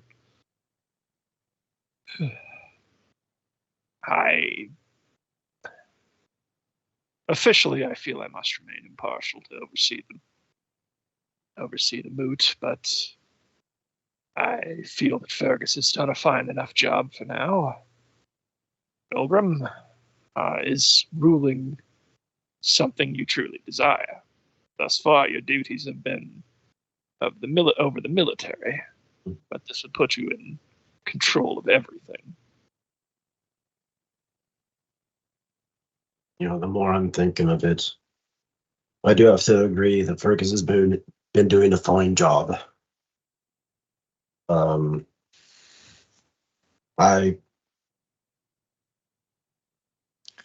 I don't think I could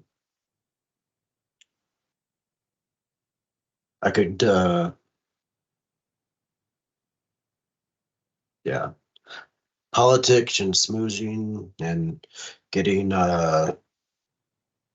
dealing with other nations, that's not my strong suit. Sure, I may be the dwarfiest, whatever. I don't whatever Thrum was going on about it. That doesn't enable me to be the best representative of our people just because I might personify some things. Heck, a semi-ana-character thought occurs. Uh-huh. If Nolgrim wins, what if he just abdicates?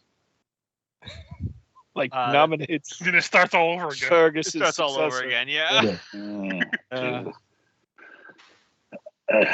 I'm You so say, like, confused. nominates Fergus' successor. And then Fergus, do you want the throne now? You know, that's a hard question to answer. The weird force ghost that we talked to of our ancestors as well asked me the same question. No, they're force ghosts. We established this. As far as I see it, some leaders are born to lead, and then some leaders are created as a result of their station, neither of which, Thrum, is a matter of choice.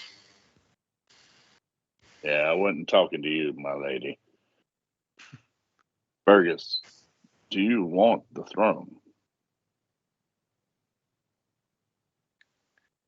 He kind of like thinks for a while. He's like, I'm trying to think of how he would say it in character. Give me a second. Yep. Um, I imagine the hesitation is palpable. obvious. I mean, No, like, Nolgrim has real. that sort of introspection of, oh yeah, now I'm realizing how hard that fucking question is. You know? And so Thrum would say, "Look, Okay, this is how he would word it. Sorry to interrupt. It's like, it's not that I want to rule, it's that I feel I need to rule. If that makes any sense. it does. Look, to take Taskell's words, you have done a fine job, but you have not done that job alone." And I would say to Nolgrim, if you hesitate because you think you have weaknesses where you couldn't fulfill a certain part of the requirements of the rulership, you would have a team around you, just as Fergus has had a team around him. And Fergus, where you think you are doing good by the other peoples around you in fulfilling this position, perhaps you can continue to do that good but not have to fulfill that position. Just making sure both of you realize this, no matter how hard you try, you're not getting rid of me. You're not getting rid of Taskell. You're not getting rid of Freya. We're all here to support you, whichever one of you goes forward with this.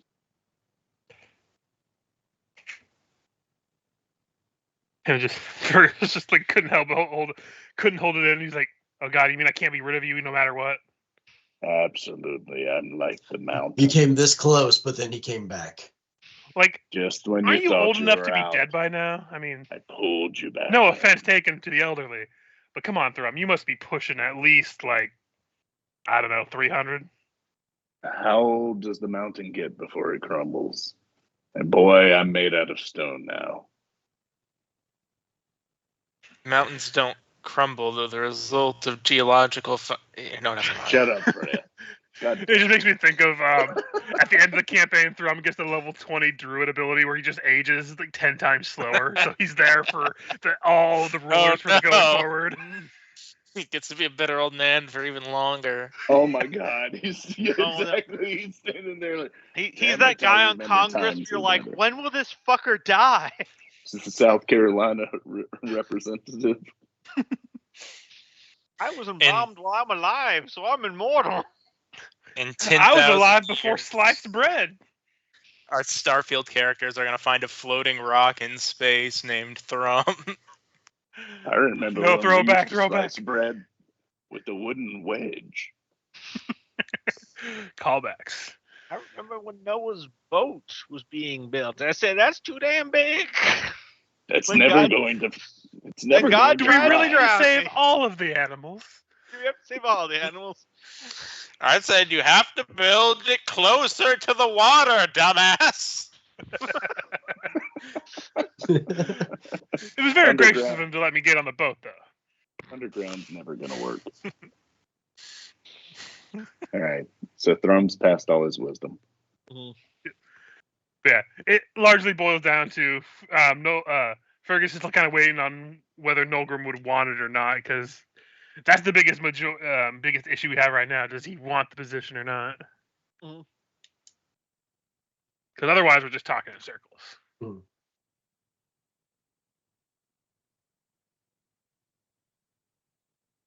Well, wait. Thrum didn't speak up. He asked that question, that exact question of Fergus, right? And then he imparted his wisdom, and he was waiting for Fergus's answer. Did Fergus ever? He said that Fergus says he doesn't. He felt like he needed. He doesn't technically want it, but he feels like he needs to needs to do it. But if the rest of the group thinks that Nolgrim would do a better job, he's not he's willing to like step down if everyone else thinks Nolgrim would do a better job than him, because he trusts your guys' opinion. Like he stated at the beginning of the meeting that he values all of your opinion more than his own or like those of the other dwarves in the society. So if by majority here thinks that Nolgrim would do a better job, he would let it go and put his lot into Nolgrim being the ruler. But this is all dependent on whether Nolgrim wants it or not. I think Nolgrim's kind of the same mindset as you of, neither of them particularly like want it, but beyond the sense of duty of, am I the right one for the job, right? Or am I Okay, the best that's one it. for We're the getting job? paper. I yell out to a guard, bring me paper. We're Yeah. going to have a ballot in here. Yeah. We're not called the Council of Idiots for nothing. I mean, you guys could always just let the politics of the moot decide as well. No. Nolgrim could just go medium, and then just depending on what the clans decide by politicking. I have an entire You set. could always just let the Senate talk it out. I mean, that's what the moot's for. They're notoriously good at coming to decisions.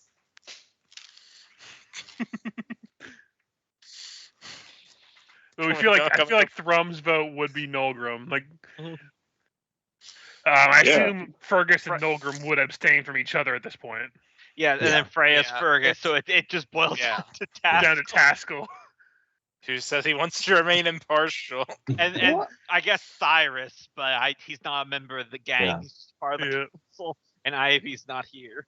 Yep. Can y'all not vote?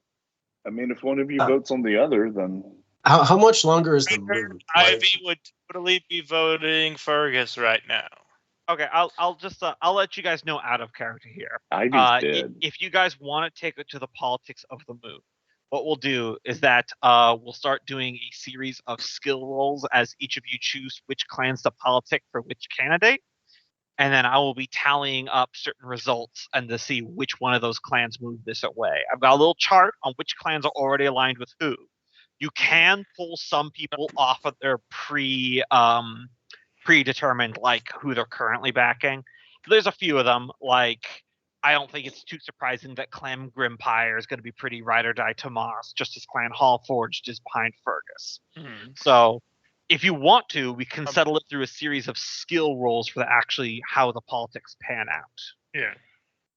I think we want to pick who we want and then go, because we don't want to split our. Yeah, I think the group of us Although- would like to That's decide our one together. decision that me and Thrum have agreed on is whatever we're doing, it can't be We need to split give our whole between the two. chest to it. Yeah.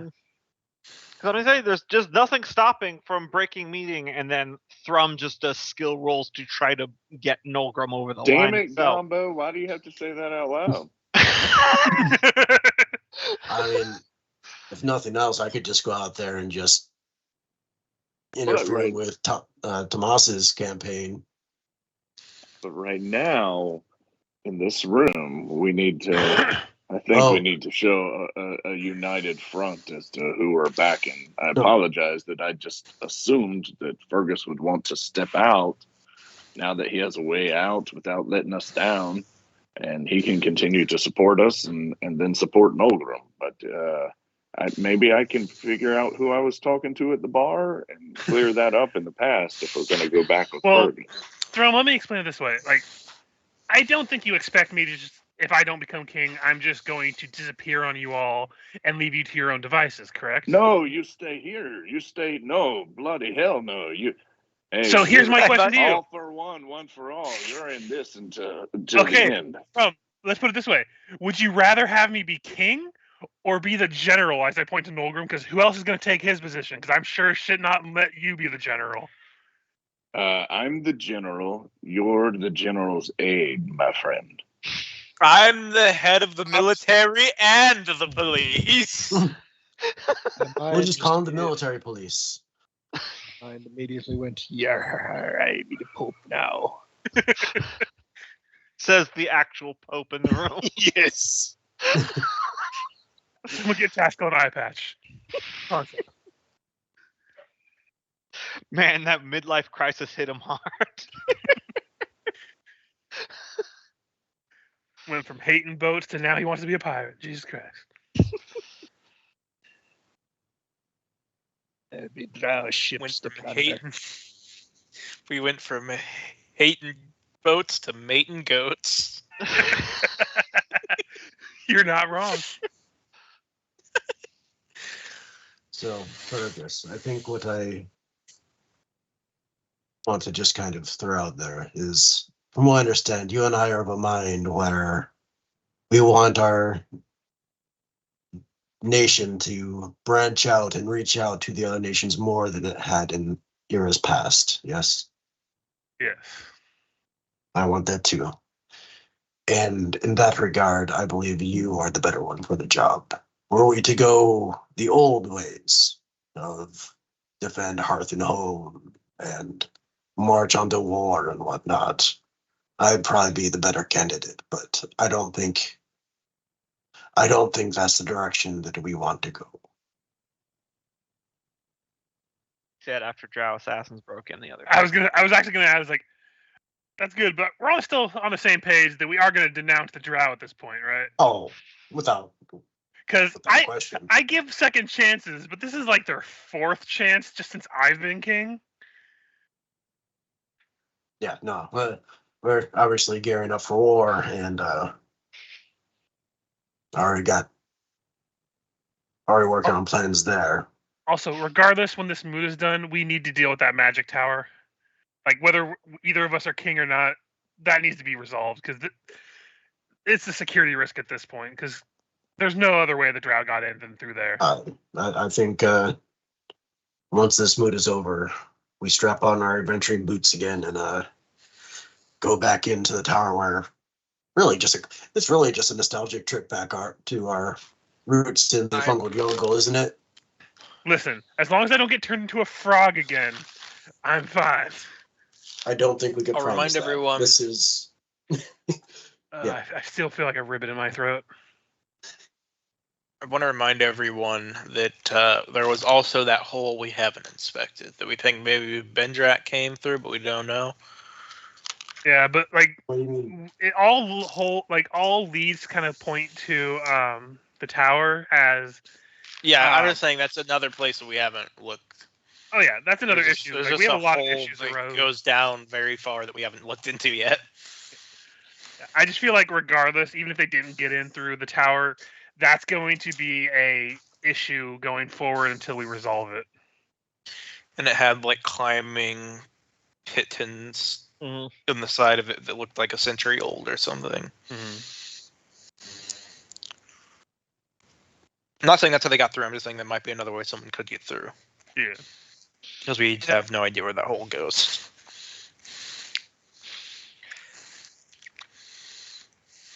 All right. Do we want to kind of do the montage of politicking rather than taking it literally every scene of roleplay for the movie? Yeah. Because I can only roleplay against myself so many times. Yeah. No, I get it. So we'll just go day by day. You don't have to say exactly what you're doing, but pick one clan that you're focusing on politicking, and then you can pick a skill to describe how you're doing it. So obviously, like persuasion is a good one. Bluff if you're exaggerating. Do we get a list of the clans and yes, what we have as far as like their initial leanings that we know of? Yeah, I'm intentionally keeping some of this secret, but I'll say absolutely. This is what I have secret. written down for each clan. Yeah. Just so we know the names of the clans. Okay. Yeah. Cinderax, Grimpire, Oakensunder, Helmengard, Embermane, Shalebrew, Highcliff, Forgesworn. Grimpire, since Tomas is married to the clan head, is all Tomas. Hallforged, which isn't on that list, but that's the one that you guys are nominally a part of, is all Fergus. And Embermane is all Nulgrim. The current intel you have is Forgesworn is Ride or Dive Team Fergus, and Highcliff has more vested interests in Nulgrim's bid due to traditions and such. And current word on the street, though however strong it is Oakensunder is leaning Tomas. So Oakensunder is what? A leaning Tomas. Okay. So the 3 that are still not really known, and remember, some of these you might be able to politic away from who they are, if you wish to deprive other people. But the 3 that are still kind of up in the air are Cinderax, Helmengard, and Shalebrew.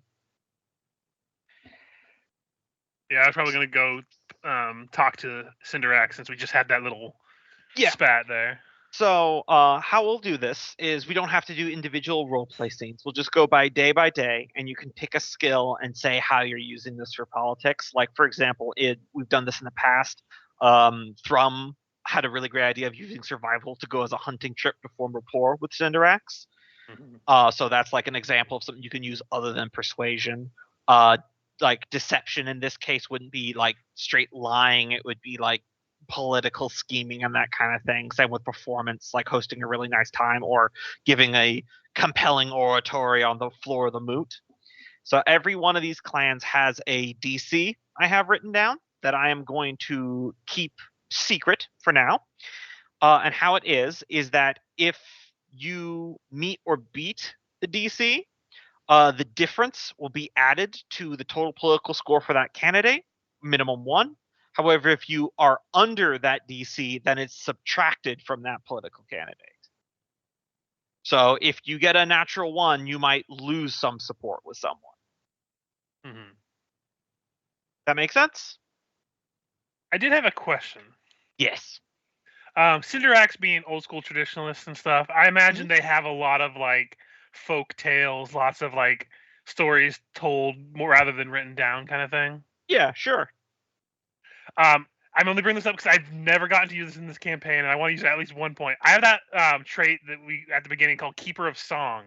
Could I use that with like an advantage performance or history to kind of like push them towards like how like even though it's traditional to do it certain ways, there probably are some like stories and songs that have been like the greatest change brought the best for the dwarves kind of thing. Yeah, you can absolutely do that, and you don't have to have like a detailed explanation, but you can be like, I use performance to persuade them. Well, I was just asking because that trait specifically gives me like advantage on history or performance for that, absolutely. And I wanted to use it at least once in this campaign. Damn it. Yep. So. And then Gromnar Kenai discovered not to drink where you shit. So I'll probably use my history for that because I'm like specifically finding certain particular like songs that have to do with like upheavals of dwarven community versus what they normally expect, but how it turned out for the better. Okay, so we'll do the structure then. So day 1, Fergus, sounds like you're gonna do history on Clan Cinderax. You could just give me that roll at advantage. Damn. Double 19. All right. And then we'll go Taskell. You can always choose not to politic, but it's up to you. You could also, out of character, say you're not quit. His neutrality is too strong. I was going to say, you could always, out of character, say you're not intentionally trying to politic, but maybe just making idle conversation with people might accidentally cause something to skew one way. You know, you can do it like an out of character thing if you want to be involved, but not be in character at all. That makes sense. Oh no, I accidentally bought your vote. I mean, well, it's kind of like how Thrum definitely contributed towards Shalebrew not being Team Fergus in a tavern.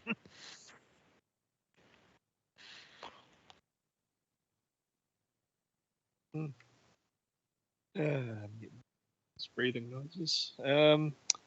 Yeah, I'm not gonna directly influence anything, but I think I'll canvass the temples to see how they're leaning, because the one dude did seem pretty hard for Nolgrim, but it'll give them some idea of where to maybe.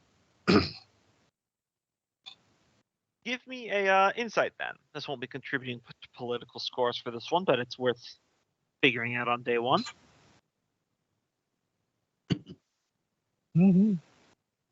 All right. So Ancestor Temple, hard Team Nolgrim, because he is a Grudgeblade, and Grudgeblades traditionally have relations with the Ancestor Temple, and they're really struggling for relevance right now. It's as someone in an awkward spot with the other two temples where they'd like to keep the little man down in the triumvirate of temples, but at the same time, there is kind of a general Nilgrim-esque leaning due to his connection to dwarven spirituality. So if it comes down to the temple being a tiebreaker, you're fairly certain Nilgrim will walk away with the W. There you go, folks. The church part of the state has spoken. I mean, if you wish to affect those opinions, of course. But we will The deal with church that. part of the state. Thrum, what you doing? Who you want to hit up? So these clans that Fergus put in the chat, is every single one present? Yes. So what I wanted to do was not influence this round, but use insight to determine not which way one is leaning, but what would most sway them in an argument in the future round, potentially. Oh, so you want to give yourself like advantage on the next day for a roll? Yeah, if I could. Yeah, absolutely. Just pick a clan and you can do an insight roll.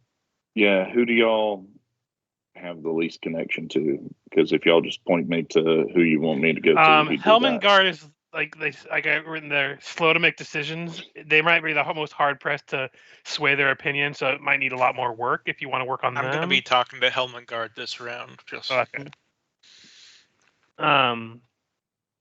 We kind of have Forgeborn well, on our then side. could my insight help Freya talking to Helmengard? Are you backing Fergus is the question, because you could be backing Nilgrim with this if you wanted to. No, we all agreed we were going Fergus, right? I did not pick up on that. I apologize. We had a dog stuck under a chair with a choke collar and a lot of screaming. So the consensus was Nilgrim thought I would be better at it, and we kind of let it die there. But we didn't really come to a decisive opinion. Oh, well, then can I do a settle moment? There. Can I do a moment after the meeting? Sure. To talk to Nilgrim? Sure. Nilgrim, what are your reservations? Are you afraid that you will underperform? You won't represent the throne? The gods have chosen you, my boy. Everything is out of your hands. This is what you were destined to be if you will only reach up and grab it.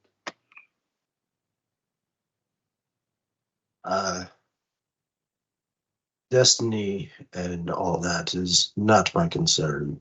My concern is the Dwarven people. It is...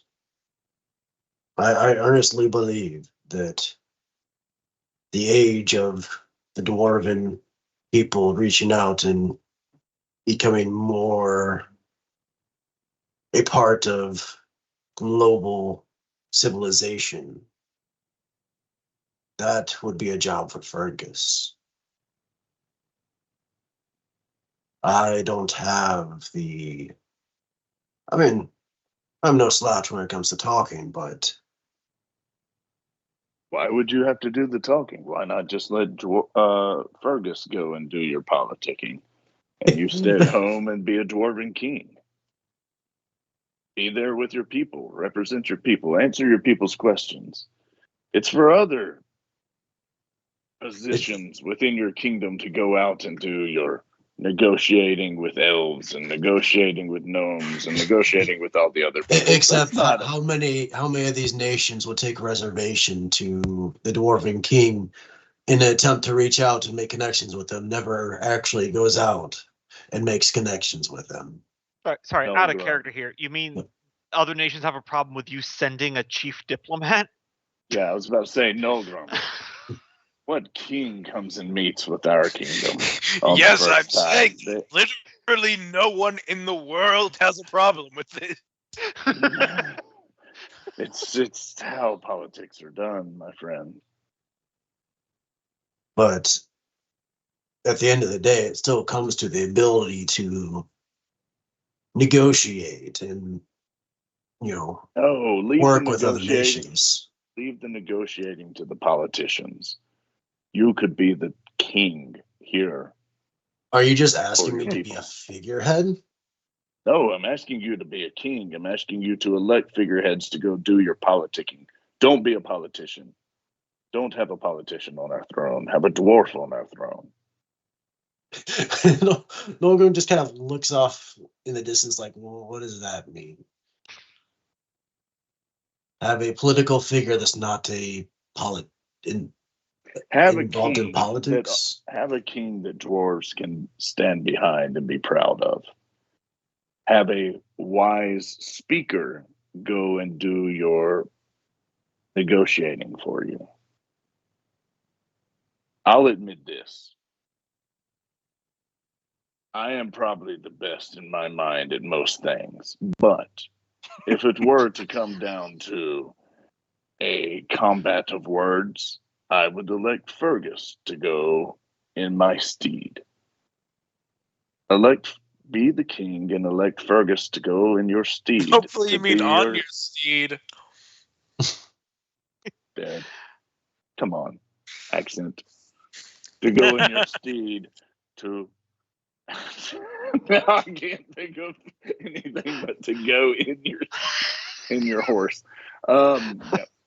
Anyway, to be your representative. But boy, if it's not something that you realize that you were chosen for, and it's now been made clear, and by all rules, all conditions. Hold up.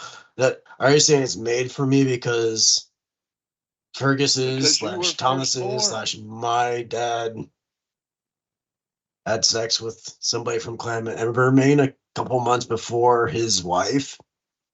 Does that make me destined for a throne? I mean, by laws of monarchy. Listen, Nolgrim, he's just saying that you need to sit there and look pretty.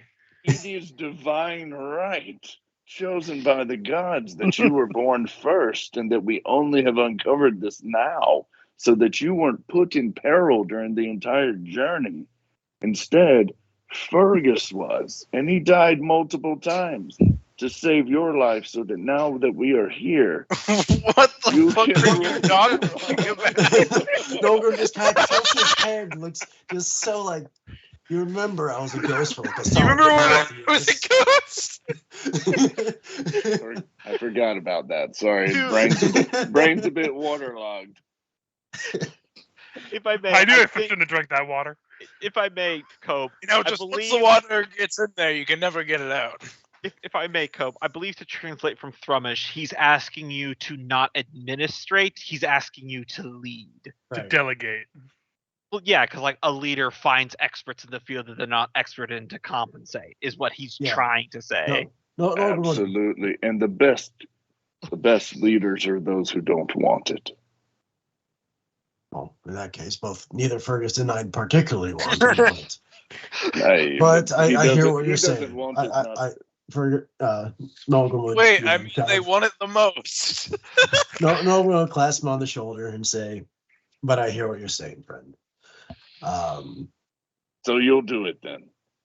I think I am going to focus my politicking on undermining Tomas and then let the dwarven people decide the rest. So you're saying that you're not backing Fergus? You're saying there's a chance. Is that what you're saying? That if you got elected, you would take the position?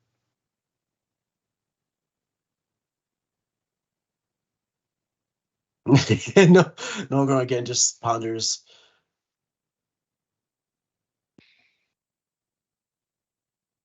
I suppose I would.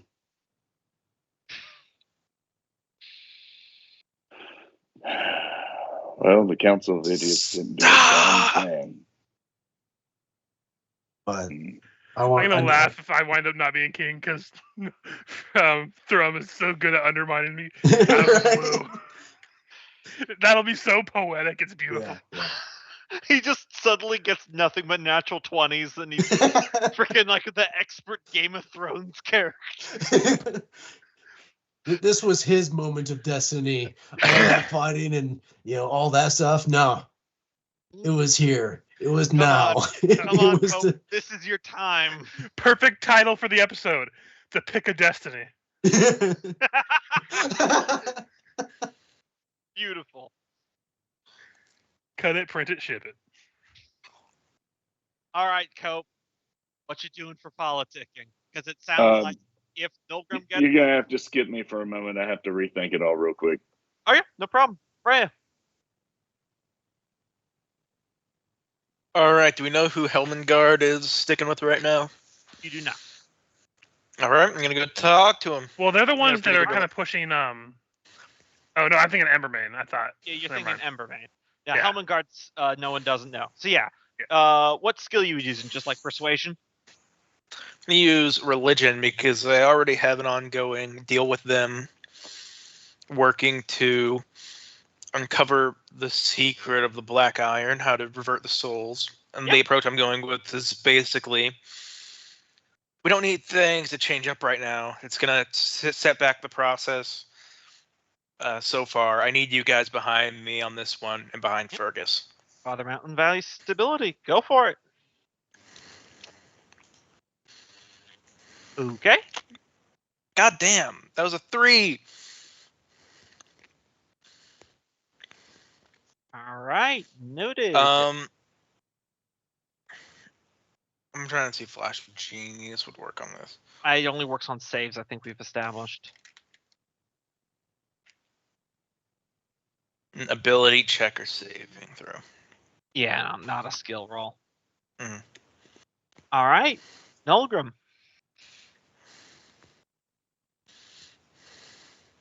You say Oakensunder is leaning towards Tomas? Yes. Is it Thomas or Tomas? Tomas. Tomas, okay. Because Richard wrote it and it doesn't have the H in front of the T after the T, so that's definitely Tomas. Yeah, no, I went with Tomas. Just making sure. Mm-hmm. And you said Helmengard is largely undecided at this point? Yes. I think I'd go for Helmengard.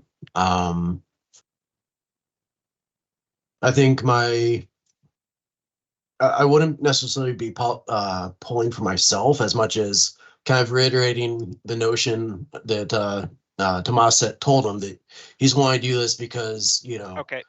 Sorry to interrupt, but purely out of character here. There's 3 bins that these points are going into. Yeah, I know. Out of character, you're gonna have to pick one. So out of character, you could lean it towards me. Okay. But the in character, approach, you're pushing them against Tomas. Yeah, That's all I wanted to know. Yep.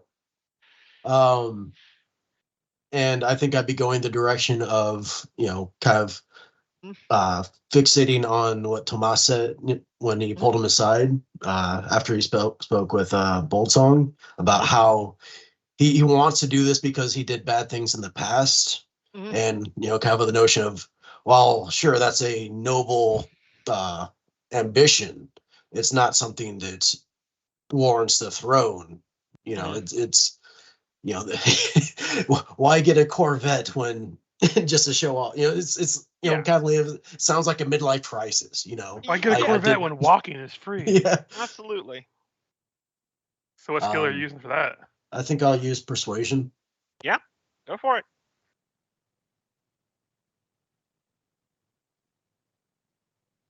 Nice.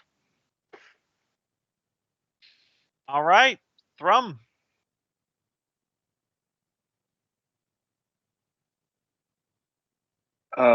Is there Clan Forgeworn? Are they even here? Forge Sworn? Yes, they are one of the people that is hardcore Fergus camp. Okay. And then Highcliffe. Highcliffe is like the clan of kings. They're closer to what knowledge. I don't know if Thrum would know this, but our character, they're leaning more Nulgrim. Well, which is the one that I talked to in the bar? Shilbaru. The miners. All right, that makes sense. All right, I was thinking it was Highcliffe.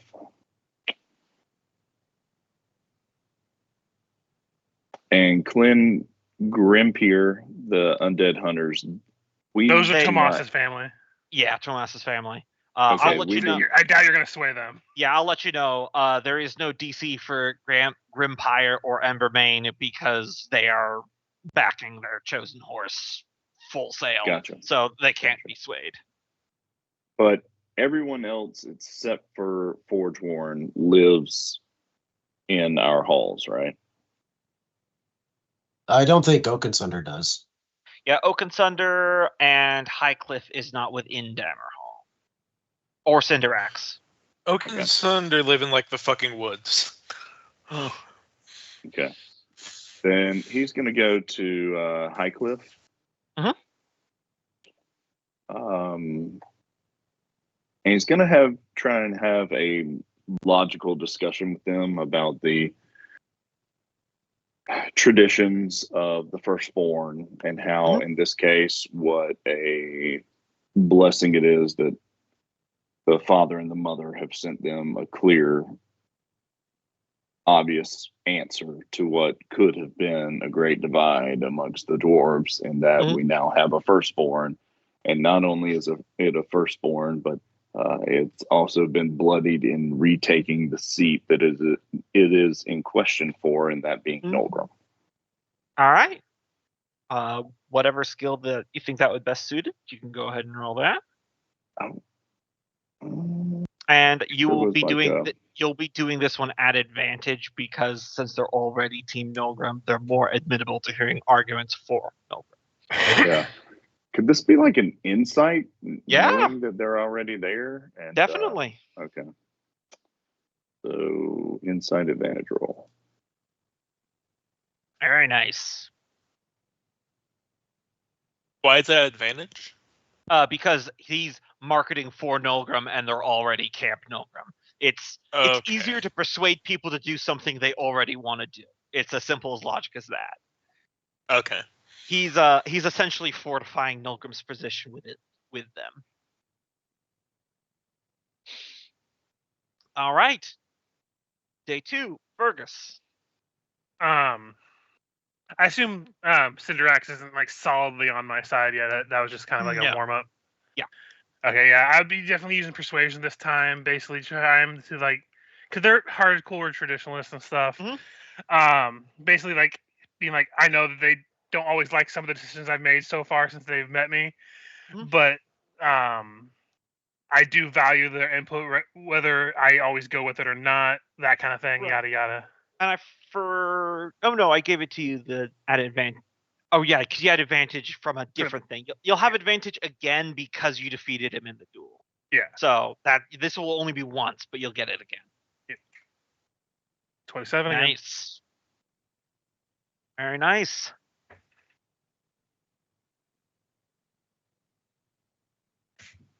All right. Taskell. My wife just gave us this thing. Apparently, Mormons came to our door. Oh, that's fun. Sorry. Who they want to vote for? Let me go find them. Like, if you had to choose between these dwarves to rule a kingdom, who would you choose? They'd probably be very. To be fair, I've met some Mormons. They'd probably be down to talk about that. Yeah.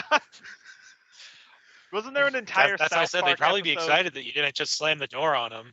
Yeah. Like your wife probably just did. Wasn't there an entire South Park episode about Mormon neighbors moving in and everyone dreading it, and they were just fine, normal people? Yep. Like, we're just human beings too, guys. Like, yeah. Anyway, Taskell. And I let you guys know, out of character, planning to do this for 5 in-game days, so that everyone gets 5 rolls, essentially. So this is day 2. So it's up to what Taskell wishes to do here.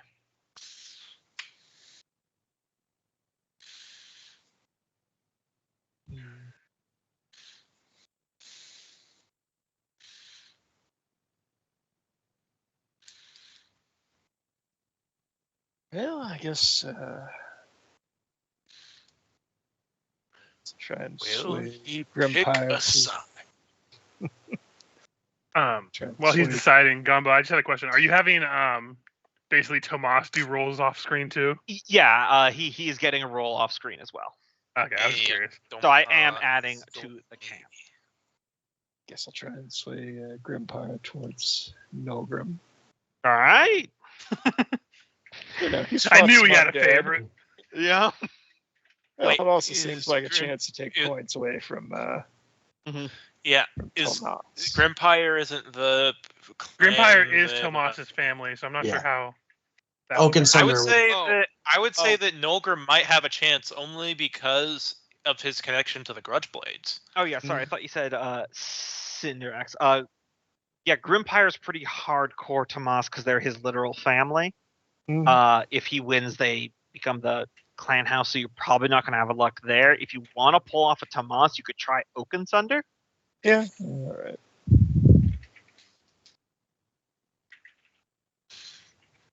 Persuasion is. Yeah, whatever skill you think would be relevant for this discussion. I guess Nolgrim also kind of Well- wants to change the Grudge Blades, doesn't he? But Oak and Sunder listed as the non-traditionalists, so it'd probably actually be easier to swing them towards Fergus, given he's also from out of town. I'll let He you know. loves You won't, elves. You're I'll let you kinda know like elves. it won't affect the They go, DC "Fuck or you." advantage either way. So you can Okay. you can choose with your heart. I put brackets for Tomas, Nolgrim, and Fergus for the ones that are ride or die for each one Mhm. to make it easier to keep track. Yeah. I like the hates elves, acts exactly like elves. You know what? Actually, what you can do, Richard, is why don't you put that in the Skype chat so it doesn't get buried underneath rolls. Oh yeah, that's a good point. Yes, so it'll get buried under conversation. Mhm. But yes, I'll try and convince them about his non-traditionality. Especially, they might. For Yeah. Fergus or Nolgrim, who you Fergus. Okay. I mean, you can go either way. As I said, it's not going to change the DC or advantage in this case. So, all right. Nolgus for Grim. No, I think Nogus. Nolgus. Go team Nogus. All right. Next up, Thrum. Wow, that came around fast. So Oakensunder is pro Fergus at this point. Not yet. Is just Taskel's begun nudging them away from Tomas.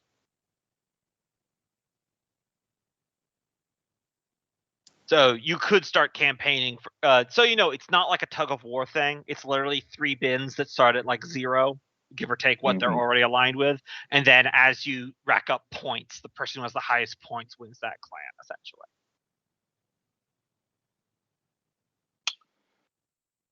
He would approach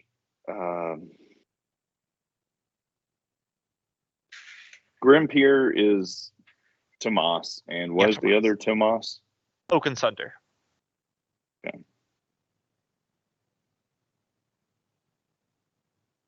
And I should say, like, I have the one listed for Forgeworn that's like they're on Fergus's camp right now, but they're one that probably could be swayed.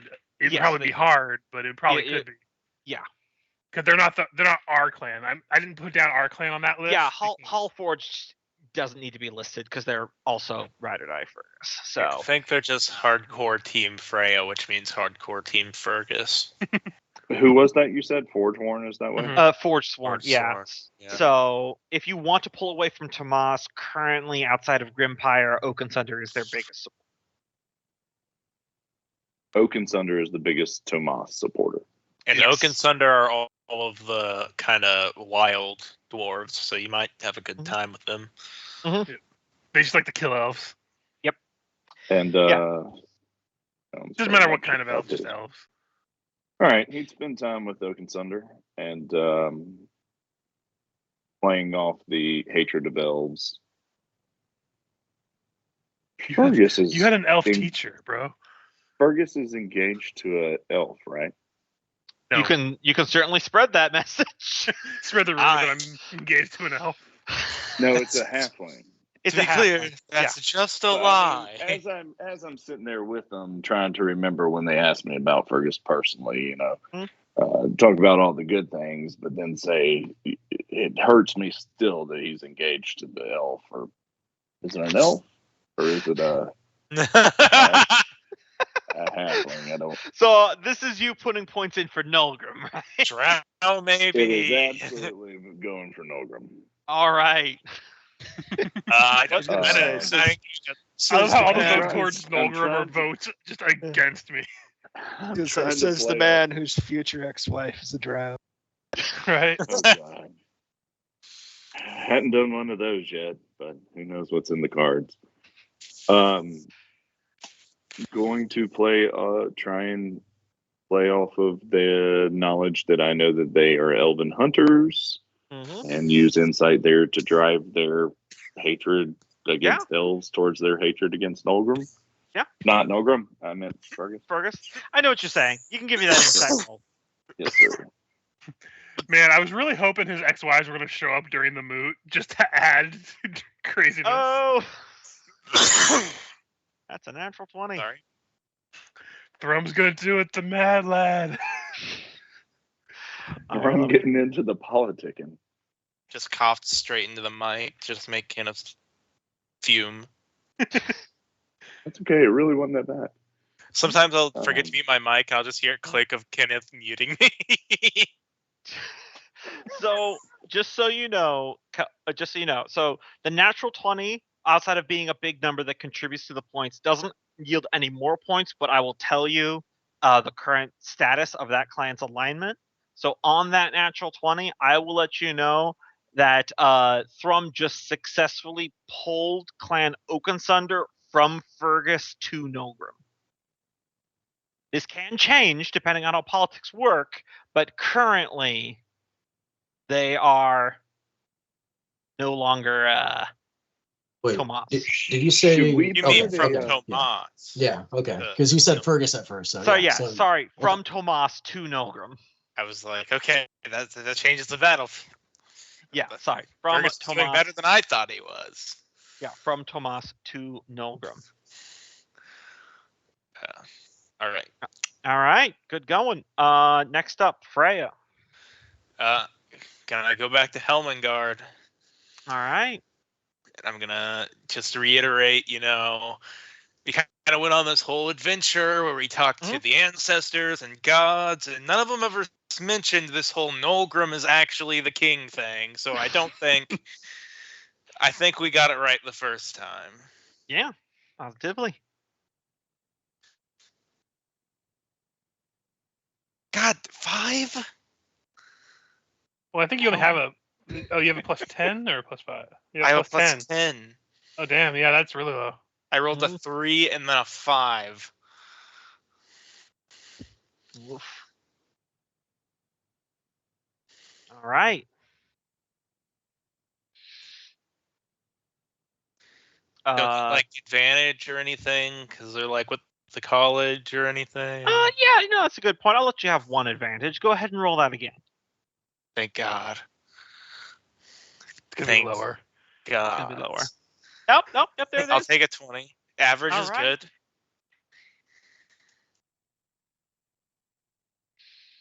All right. Nulgrim. Likely oblivious to what the others are doing. Mhm. Nulgrim would be going to Oakensunder and trying to push them towards Fergus. Ooh, spicy. Go for it. Now you're just being chaotic. Yeah, right. I think he's going to be going the route to just kind of question Tomas's motives, and Yeah. I'll go with deception for that one. Very nice.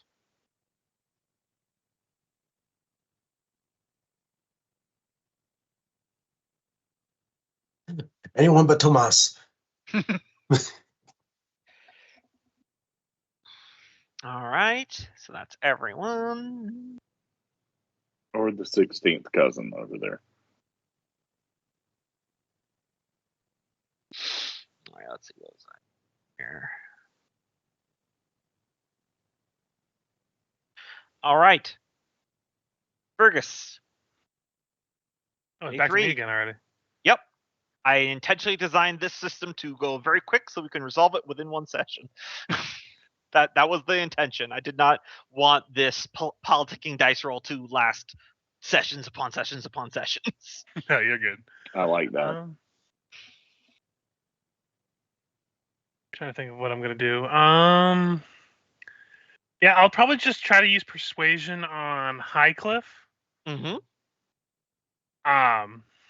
Just I don't really have exactly what I would talk to them about, but basically just your normal politicking. Yeah, I feel like you don't need to come up with an argument for persuasion. Yeah. It's being good at talking. I just like to when I can think of something yeah. to kind of add Absolutely. some flavor, but this would literally just be high politics. Yep. Very nice. God, I keep forgetting how high my persuasion is. Yeah. I will let you know you are more liked in Clan Highcliff than Tomas is. Hey, that's a win. Yeah. All right, Taskell.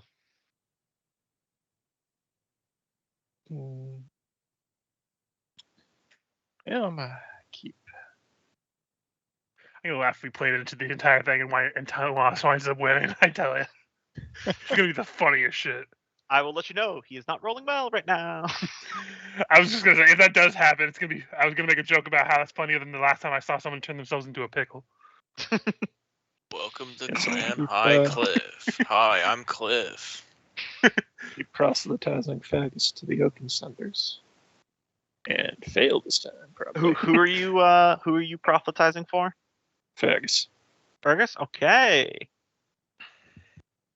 Seems like, they're on the side of Tomas, that they're non-traditionalists, and Fergus very also not traditional. So you'd think it'd be a natural sell. It's just hard talking to them because every sentence that comes out of them is like, "Man, this is really cool. It'd be so great at killing elves." Wow, this is the best tasting thing I've ever had since elven flesh. Yeah, it's like one of those things. It's like we get along really well. It's like a friend you just get along with, and all of a sudden they just drop a slur. It's like, oh, yeah, woo. Like, okay, I'm gonna only hang out with you in certain circles, my friend. Mm-hmm. Yeah, it's like I've had that experience talking to coworkers where it's all friendly and nice, and then they just suddenly say something like super sexist. I'm like, they say the most unhinged shit too. It's not just like your regular everyday, like, okay, this is a weird opinion, but whatever. Yeah. No, they come out with the fucking shit from left field. Yeah. We can get back to it right after this, but this triggered this, so I have to mention it.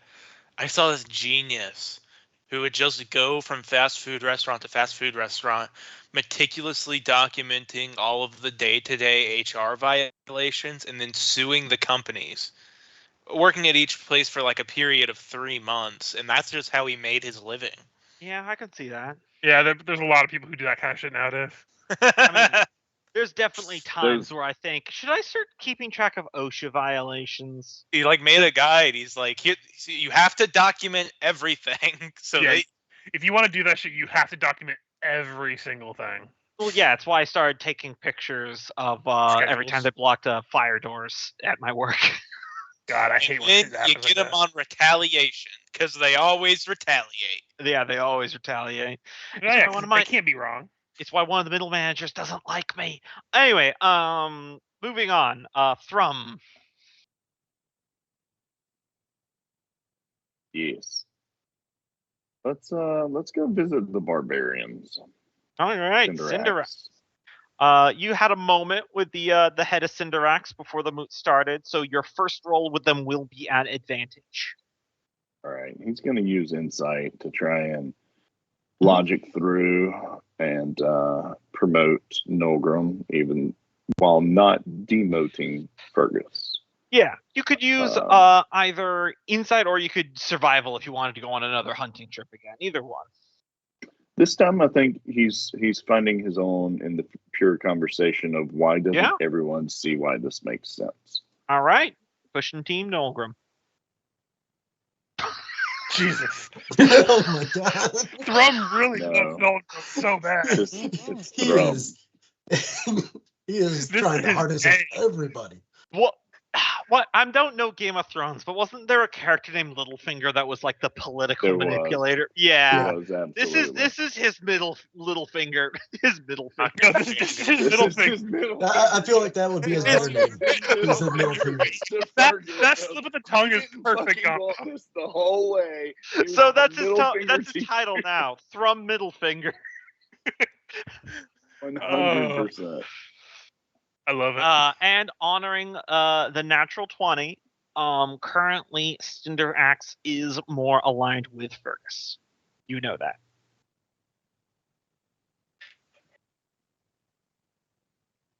But Nulgrim is a close second, and Tomas is not even close.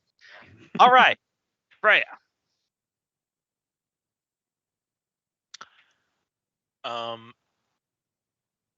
I think I kind of got him a little bit on the ropes. I don't know. Either way, rule of threes. I'm giving him the ultimatum. All right. Keep working on Elmengard. Yeah. I'm like, I need Fergus to be in office to continue my work. Otherwise, other things will have to take precedent. That's not ominous in the least. Go on that angle, huh? Look, they're not the only religious freaks they can appeal to with this idea. I just imagine Freya walking out there in front of the booth. I want you all to vote with your heart and your mind, and also remember, I have the crown that controls the murder army under your feet. So, That's like, not what she's saying. I know.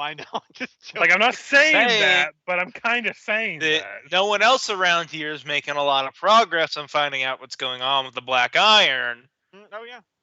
Okay. But go ahead and pick up your ballot, and they pick up their ballot, and in bold 20 point is the name Fergus, and down there. Here's your ballot. I've already filled it out for you. Yes. Nice.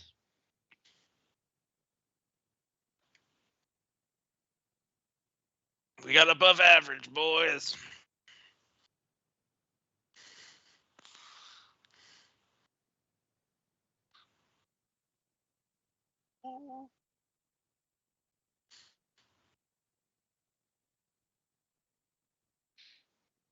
All right. Elgrim.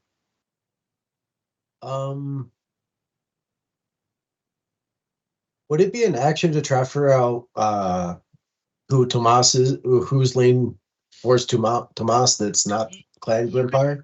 You could do an insight to kind of figure out where all the clans lie, but it just won't. This one day, you won't be able to make progress for anyone's campaign. Okay, But I'll go there. if you succeed like a DC 12, I'll just tell you where everyone lies right now. Can I do investigation instead of insight? Yeah, absolutely. I think that's fair.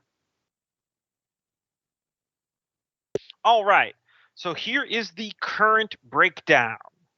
Cinderax, Fergus, Forgesworn, Fergus, Hallforged, Fergus, Grimpire, Tomas. And then for Team Nulgrim is Oakensunder, Nulgrim, Helmengard, currently Nulgrim, Embermane, Nulgrim, Shalebrew, currently Nulgrim, Highcliff, Nulgrim. Oh, damn. Nulgrim's winning. Damn it, Nulgrim, why'd you have to go and announce that to everyone? I mean, it's not going to change my goal. Should I have direct messaged it? I apologize. That No, you're fine, because Nulgrim would have kept this up front with Fergus. Yeah. You know, Nulgrim's saying that, you know, Nulgrim's not necessarily trying to win it. He's more of making sure Tomas doesn't. Yes. But otherwise, letting the Dwarven people decide, and he hopes Fergus is okay with that. Would you announce this at a council of idiots? No, this is between Nulgrim Yeah, and I Fergus. feel like this is brothers talking. Yeah. Which they're both getting very awkward about, I imagine. Yeah. Brothers don't talk. Brothers got a hug. So, can we write down that list that's been updated with leanings? I mean, I think it's just one that's on Tomas's side right now, isn't it? Yeah, Yeah. just Grimpire is Okay. currently Tomas. And Okay. then Cinderax and Fergus. Forgeborn are for me. Okay.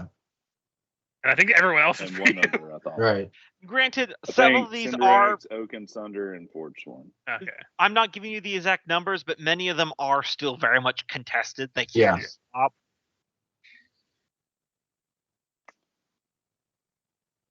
Gonna Okay. chat this. Please correct me if I am wrong, Gumbo. And then who was the one, Thomas? Grimpire. Grimpire, yeah. Yeah, he's not looking too good on his little bid here. You should have learned how to speak. Maybe you should have picked up a book. I want to see Thrum go to Grimpire and sway them towards Nilgrim. That's where he is walking right now.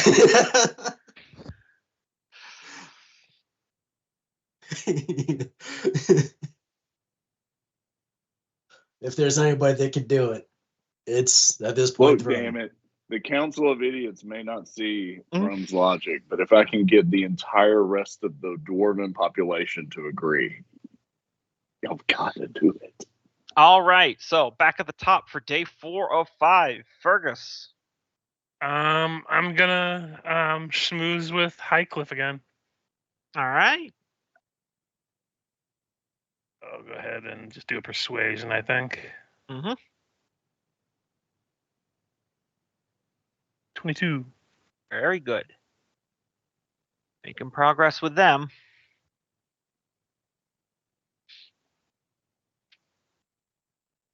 Taskell.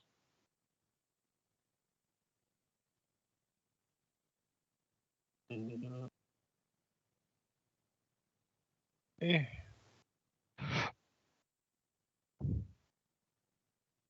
I think I'll sit out the next 2 days. Sorry, say again? But I think I'll sit out the next 2 days. All right. I like it. Like it. Making it tense. Thrum. Nolgrim, come on to Team Nolgrim. Is there a way I can bring Nolgrim onto Team Nolgrim?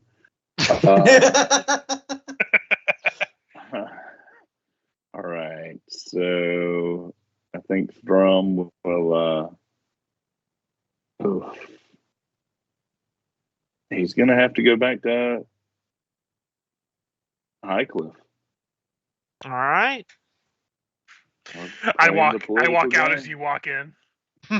We exchange glances. Walk out as I'm walking to Grimpire, and I go, "We gotta go back in there."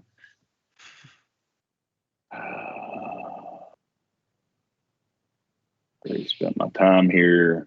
Reiterate what we have talked about. Yep. It's very clear. Tradition. Firstborn.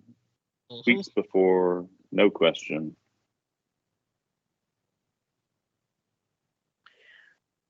Freaking Thrum out here, just getting all the rolls. He's getting all Game of Thrones up in this bitch.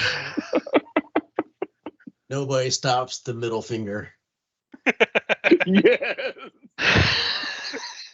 I love it. Freya. This is ridiculous. Yep.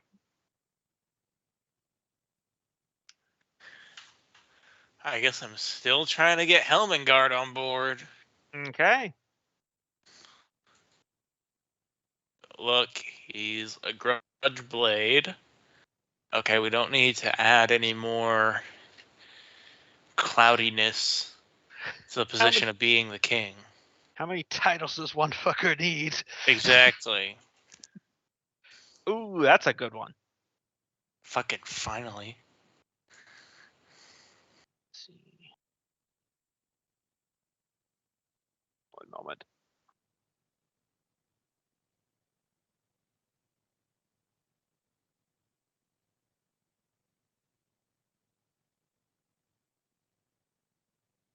All right.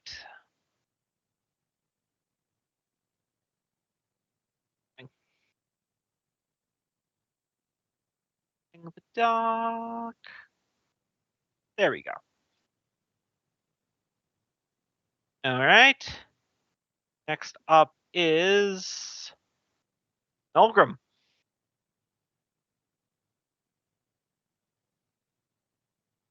Loki? Yeah, I'm here. I've been thinking of what I want to do from this point. You could bring it home for yourself if that's what you want to do out of character. Two Right. rolls left. Or you could sit with Taskell and be like, hey, maybe the wisest thing to do here is sit aside. But out of character drama. Right. I don't know. Maybe be the wild card. Campaign for Tomas. But only campaign for him to Grimpire. I think I want to. I think I'm gonna campaign at Grimpire for Nolgrim. You're gonna I don't try think to we crack have the a way- uncrackable, huh? Yeah. Yep. Because I mean, I will Oh, let you know I this think. before you do a roll. Mm. I literally I'm did good not with that. write down a DC because if Tomas wins, they get to be the controlling clan, so they don't have a ton of motivation to Okay. deviate. Right. Yeah.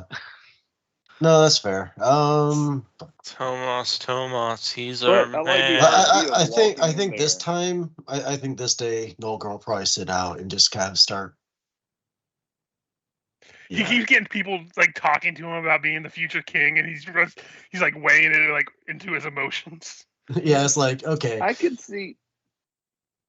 Yeah, I could see over the course of 5 days, right? First day, you're campaigning for Fergus. You're walking by, and people are like, "Hey, Nolgrim, we're really behind you." And you're like, no. And second day, it's more groups. Third day, it's more groups. Fourth day, it's more groups. And you're like, what the fuck is happening? Do people actually like me? Thrum is working his ass off. And meanwhile, Thrum's walking out of places like jangling his timepiece on his finger. Slick. Yeah, so I think Nolgrim will sit this day out. All right.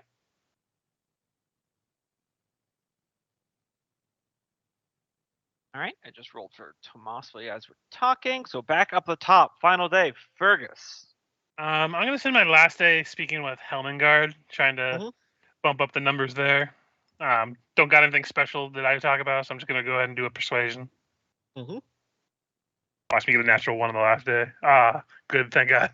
7, it's not that much better. But luckily, my 13 carries me. Yep.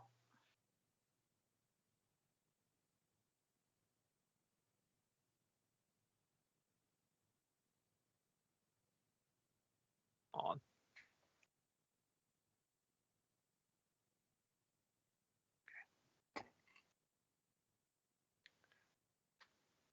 While he's doing the bookkeeping, do anyone remember that candy bar called whatchamacallit? Who's it? What? Yep. What? I'm done. Call it? They changed the name What's to it Who's say? He What's It recently, in like last couple years, and I just noticed that yesterday. It's not a whatchamacallit anymore? Nope, they call it a Who's He What's It now. Drum, it's your turn. Okay, sorry. No worries. Trying to get there before the night ends. See.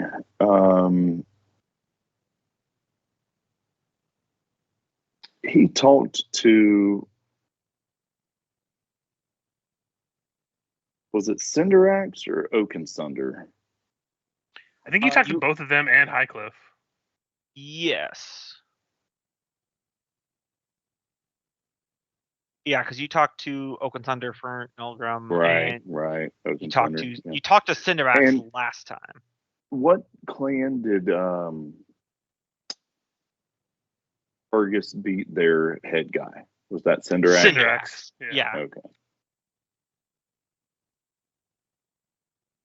You just go up to him, bro. I can get you a rematch.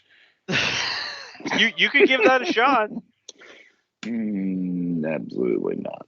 Athletics check. I like that you beat him. I'm gonna hold that over him. I mean, you can give it a shot at the swing. Just be a bully. Use your athletic to give one of the heads a noogie and tell them who to vote for. Just embrace it.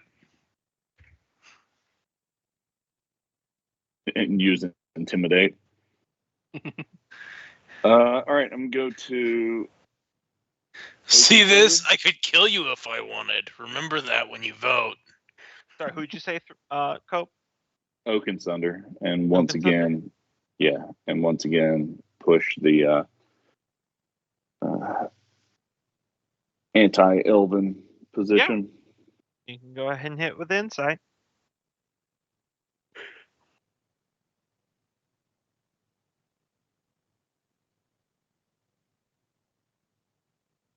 Very nice. Remember when we said let's absolutely not split the vote? And you guys went and fucking split the vote anyways? I know. No, it's just Thrum. Thrum's the only one splitting the vote. He's doing a hell of a job with it too. Look at all his rolls this entire time. Yeah, I will let you know it's actually very close right now.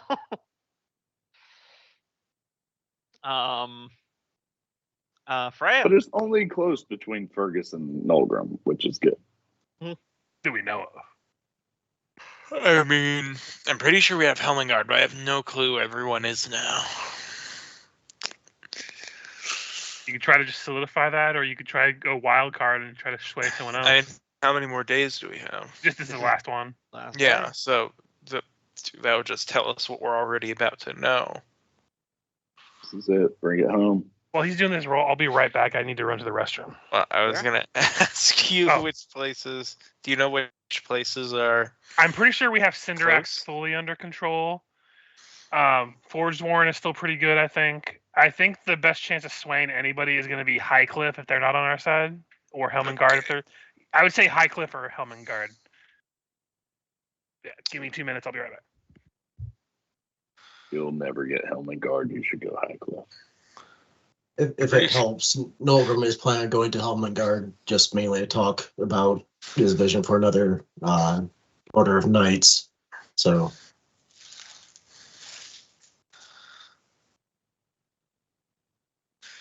Yeah, but I'm pretty sure we already have Helmingard. We've done like 3 successful checks against it. Yeah, that's fine. I'm just telling you where, because since I'm at the end of the turn order, I've kind of had a slight advantage, even though I haven't really been, factoring any of that in. But I'll just let you know that Nolgrim's not going to Helmingard for. Quiet, Nolgrim. I thought you were sitting out the round. That was last round. That was yesterday. I know. I'm kidding. Yeah, I'll go to the traditionalists and I'll at Highcliff and I'll basically put down the same point. There was prophecy.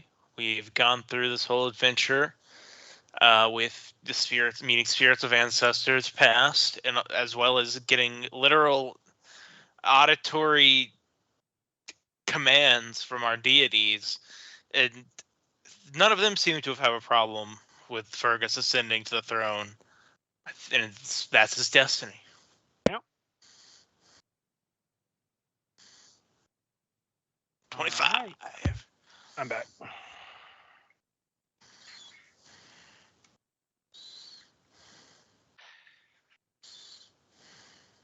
All right, Nolgrim. So I think Nolgrim's going to be going to Helmingard, not necessarily with the intent to politic, but he's been wanting to make some time for Helmingard just to kind of again, the knightly order that he's wanting to kind of see if we could kind of add that to the grudge blades, and so kind of probably inadvertently making an attempt to win him over just by talking shop in a way that they probably either like or dislike. Wait, isn't that the one that's already firmly on your side? Helmingard? Highcliff. Highcliff. So yeah, give me what skill you think would be relevant. I think I'll go history. It might be All lesser, right. but it seems more fitting. All right. Sorry to interrupt, Michael. I think I'm getting your breath in your microphone back. Is that Michael? I don't know. Sorry. Perhaps. It was just too close to your mouth. All right. Have we learned nothing from Tezonde? I will do one last roll for Tomas.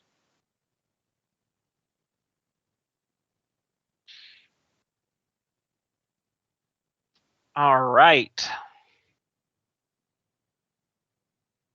So,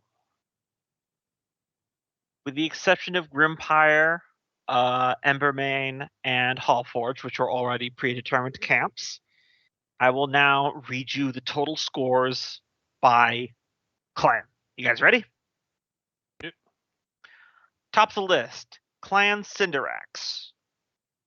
Fergus had 24 points. Tomas had 0 points. Nilgrim had 16. Fergus takes Cinderax. Oakensunder. Fergus had 3 points. Tomas had 10 points. Nilgrim had 26 points. Nilgrim takes Oakensunder. Helmengard. Fergus had 23 points. Tomas had 14 points. Nilgrim had 16 points. Fergus takes Helmengard. Shalebrew, the one that almost no one rolled on. Fergus had 0 points.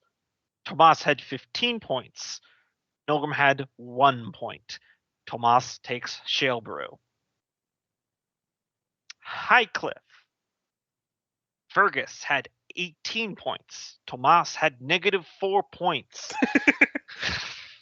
Nilgrim had 23 points. Nilgrim takes Highcliff. Oh God, it's 2-2. Forge Sworn. Fergus had 25 points. Tomas 0 points. Nilgrim had 0 points. Fergus takes Forge Sworn. Final tally. Tomas in last place with 2. Nilgrim with 3. Fergus with 4 clans supporting him. Huzzah. Fergus retains control of the throne. It was Because I so finally got the very clans very in line. close. Yeah. If I feel like if we had gone a little bit towards Shalebrew, it could have swayed it towards a tie. I will let you guys know. So how this worked is every clan has a DC, and then, as I said, however far you get over it. For example, that last one that Nilgrim did, 22, was against Helmengard, and their DC was 16. So 22 minus 16, that's how many points he adds. Shalebrew was a DC of 8. They were the most swingy of all the clans. Yeah. It was incredibly easy. Like if Thrum had campaigned with Shalebrew that last round, I guarantee Nilgrim would have probably won. Well, I thought it was 4-3-2, right? Yes. Yeah, so it would have been like a tie. So it would have been. To be fair, no one wants to campaign with the contrarians. No, but if it was a tie, the church would decide, and they wanted Nilgrim. Yeah. Mm-hmm. Well, look, Frum was doing his own thing. He got his own thing, but we got the wishes of everyone else, so it's a good thing, I think. Yeah, it worked out really well. I was just saying how if you're looking at the numbers here, I can actually just take a little screen grab so you can see what I'm doing. It was so very close. There was multiple ways in which rolls could have ended up with Nilgrim pulling out the W. Yeah, and honestly, I thought we had the tie. I forgot that there was a 9th clan that wasn't listed in our everyone group. Always had basically everyone Fergus's, had one clan that was automatically in their game, so it was technically not really a factor. But so there you go. You guys can see my little spreadsheet there. That's its final result. It's cool. I enjoy campaigning against. I mean, Nilgrim almost clinched it. Honest to God, there was a brief time there when it was the moment at which the Dwarven people made their biggest mistake. I mean, I will tell you guys this. There was a moment there around day 3, because the first 2 days Tomas was focusing. We had 5, and he had 2, and Tomas had 1. Yeah, but then Tomas switched gears to switching on from, instead of trying to pull Highcliff off of Nilgrim, he went Shalebrew, and then he was going to try to get Cinderax, as well as Oakensunder. And there was actually a possibility he was close at one point to actually winning. Look, what I'm telling y'all is, if anyone else had voted for Nilgrim, we would have won this. But I know Trump. I know Nilgrim will be back in the future. Yeah. I know that Nolgrim can ascend to his rightful throne right after I kill Fergus in his sleep. Be on me. Yeah, look, You said that like Alright. no board my this door was every an night. opportunity I didn't know would present itself. We Mhm. didn't capitalize, but I can go back to plan A and plan B. All right, you know what? We'll regroup. We'll strategize. We'll get when's the next election? I feel like Uh, Civil War might still be on the table. Who's the youngest Kennedy right now? What have we got in the stockpiles? So, to go into narration here, after a week of heated debate, only interrupted once by the Elven assassination, the tallies are pulled between the great plans and the minor clans that support them. And it is declared by majority, as narrow as it is, that Fergus is the rightful heir to the throne of Dammerhall, in lieu of blood, deed, as well as Freya likes to mark it, divine proclamation. Can I interrupt? As it was unsealed and read from when they said the winner, he would have cheered expecting Nolgrim and then just gotten quiet all of a sudden. So that's Thrum's reaction. How's everyone else's reaction to Fergus maintaining the throne? Much to do about nothing. Mhm. Is all this Business. for? I'm gonna go back to work, everyone. I just lean over Tomas, to go back to whatever hole you crawled out of. I just lean over to a servant like, I think this is time for me to actually have some wine now. I'm really tired of grog. I don't have to fake it wine, anymore. Dwarf, damn it. We got raspberry grog. And how's Nolgrim feeling? Dude, looked at Fergus and raised a glass and a toast to, just that, not like a formal toast, just a kind of well done sort of gesture. Like I said, as long as it wasn't Tomas, I think I was pretty happy with however it played out. All right. Couple more scenes I want to get to before the evening is out. Before any of that, as a reward for you guys weathering your first and fingers crossed only succession crisis, pick one of your kingdom attributes to increase one step. I'd say influence myself. Although keep in mind, we are about to go to war, it seems, at the very least against them. Do we each choose one, or no? Just one for everyone. You can discuss. So I will remind you of a couple things real quick.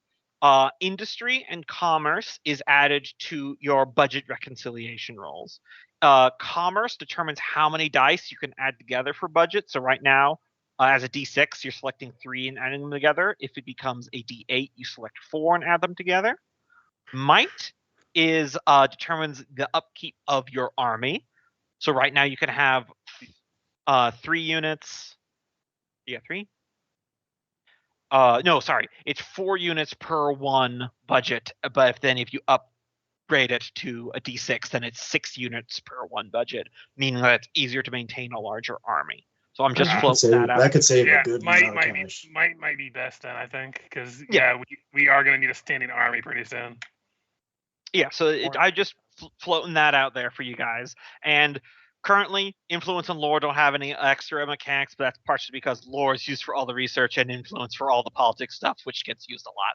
Same with industry. So yeah, and might is our lowest currently, so it would make sense that now that we have more dwarves in the community, we might be able to up the strength of it.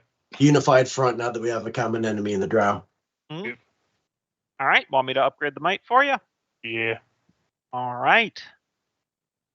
So let's see how that affects upkeep effect. 1, 2, 3, 5, 6, 7. Okay, yeah. So it's still a army upkeep of 2, but now you could get 5 more units. 5 more units without it increasing. So Nice. Oh, nice. I would lean towards a couple of mortar teams myself, but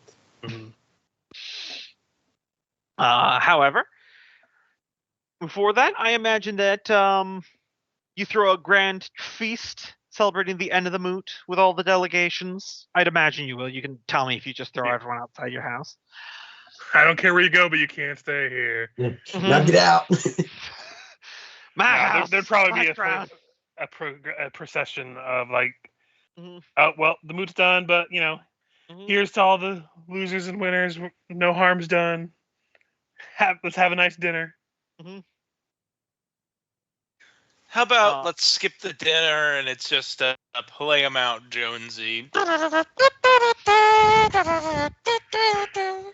Get the fuck out of here! Get the fuck out of my house! So, do we? What's the word? Conscript? Or you force somebody into being a soldier? I don't think that's what that means. Conscript. Yeah. I don't think conscript is forcible by definition. I think, what is it? no, that's conscription. Yeah.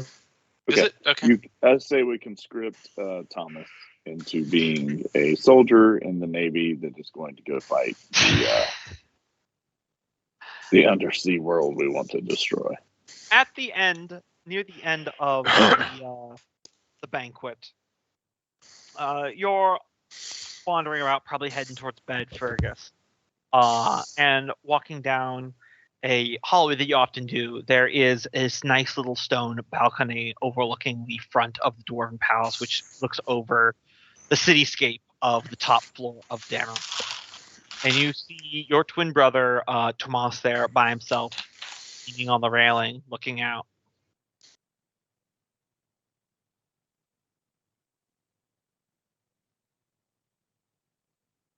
Push him over. Richard? Sorry, I was trying to talk, but it wasn't letting me. Oh. I think I accidentally muted Michael, so. Yeah. I don't know how that happened. I was right-clicking, trying to get my... Okay, then. Anyway, yeah, I see my brother outside at the patio area. Mm-hmm. Yeah, just overlooking the city by himself. I just think to myself, I could just walk away right now. Walk away. Walk away. God damn it. I'm already heading outside. Mm. Don't say anything. I just kind of open the door and let it shut and announce my presence. Really is something, isn't it? Out there. All those drunken stories that Dad would ramble on about. Hard to believe it's real sometimes. And to be fair, I kind of drowned him out after a certain point. He kind of liked to tell the same stories over and over again. Yeah, he had to. Survival instinct, yeah? I guess.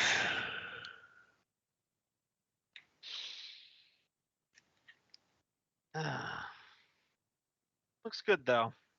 Guess you have been doing a good job. Congratulations on your victory, by the way. Yeah.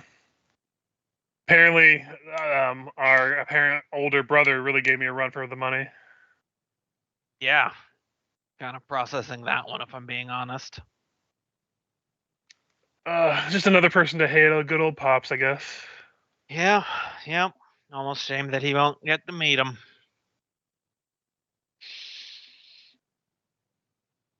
I gotta ask, what really made you want to become king? It can't just be that you thought you needed to do it. Like you had have some other reason to come here. Just want to do something right.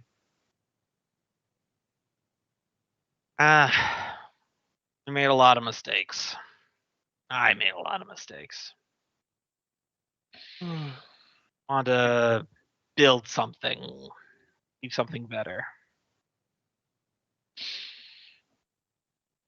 I mean, you say that like you can't just build something without being a king.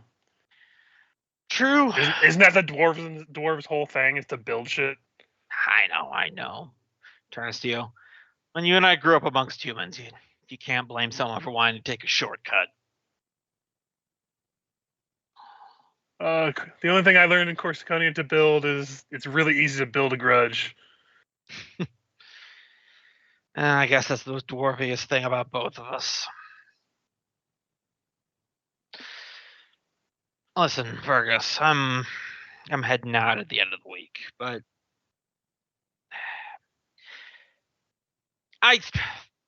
you're right, prick. You know that, right? Oh, I'm terrible. I don't expect us to ever really see eye to eye on much of anything, and what else is brothers for? I mean, we're twins. We practically came out of the womb trying to kill each other. I believe I think it was you that had your umbilical cord around my neck, but who's really keeping track? Sounds about right. But still, maybe I'm getting sentimental at my older age, but I would prefer that to not have any bad blood between us. To be open to that? I suppose. Although I gotta say, in your old age, you know we're like the equivalent of being 20 in human years, right? Just don't step on the fucking moment, Fergus. You can't make me do not what I do. Smart ass.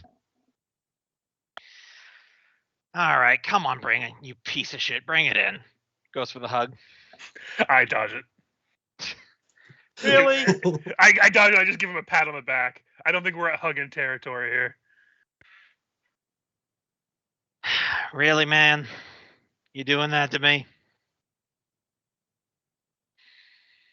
Fine. If anyone asks, though, you forced me. I can live with that. Goes in for the hug. Yep. 31 hits your AC. Oh yeah, I had a feeling this was coming.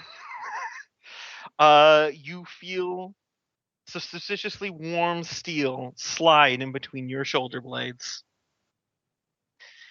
Always a sentimental piece of shit. All right.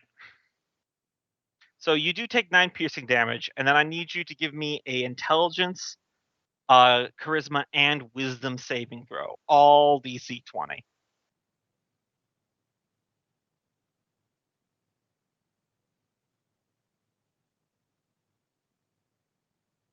Woo. Oof. All right. Wouldn't be a Game of Thrones thing if someone didn't get stabbed in the back. Oh yeah. So I was completely expecting this. Yeah. So that's 42 psychic damage. Yep. 51 points of damage total. How you looking? Let me get a calculator out because. Yep.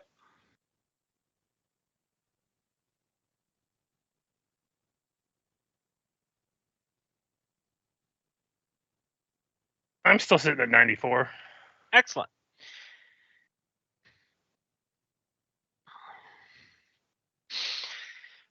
You feel this blade slide into your back, and your body suddenly goes rigid as some sort of psychic force is exerted from you. The only thing you can feel before your body completely goes numb and rigid is something, the blade itself, slithering into your body through the wound. Goes, you want to know the real reason why I came back, you dumbass? He grabs you by the front of your belt and your collar. He lifts you up over his head with amazing strength, disproportionate to his body. Because I wanted to see you broken. That's what my master asked me to do, and that's what I'm 100% willing to give. And he's going to throw you over the edge of the balcony. So you're about to take... Oh yeah, long live the king. D6 falling damage. Just about. That'd be like the perfect ending to a JoJo episode. Just Oh, his yeah. body just barely thrown off the ledge. Screen freezes and roundabout starts. I'm on the ground at 30 health. Mm-hmm. So you tumble through the air, seeing your brother, the traitor, looking down at you as you impact back first onto the stone steps below. The Dammer guard already rushing to your side, your body still entirely paralyzed. And that's where we end the session for today. Mm-hmm. Good session. Yeah. Well, Man, his how great would brain it have still been if they- works. We can Could you rebuild imagine him. if you got all max rolls and I had a second character die in 2 weeks? Right. No, we've Can already we, established. We already established taskles. You just bring anyone fucking back to the set. Yeah, but still, I would have died. Can we go ahead and play next session tomorrow? I want to see where this goes. This Well, has that's been what the like suspense is watching for. a soap opera. Mhm.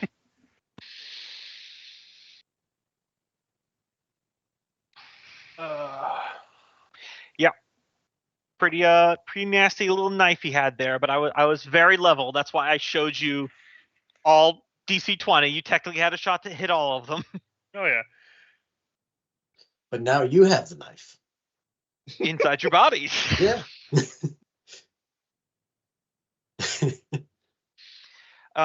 Because I know you're like the most meta trope savvy, you probably already saw that coming, didn't you, Richard?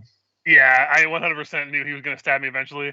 I honestly thought he wasn't going to stab me this time. I thought he was just going to literally just throw me off after we hug. He was going to grab me and like chuck me off, Mm-hmm. or like see grab that me and coming teleport at away or all. something. Mm-hmm. And like I was secretly he's typing someone in the chat, disguise I or was some like, shit. oh, this is the moment where you could bring him in and he could help and he could bring Grimpire in Mm-hmm. for us and he could become a lieutenant and then boom, backstab. I'm so naive. I have decided to stop trying to beat myself up for not surprising Richard, because he's always very trope savvy, even when I'm trying to subvert tropes. Yeah. He's like, Gombo's trying to subvert the trope. I'm like, fucking can't do anything. Either way, you're I've getting consumed called a out. lot of fiction, so Yeah. it's not your fault.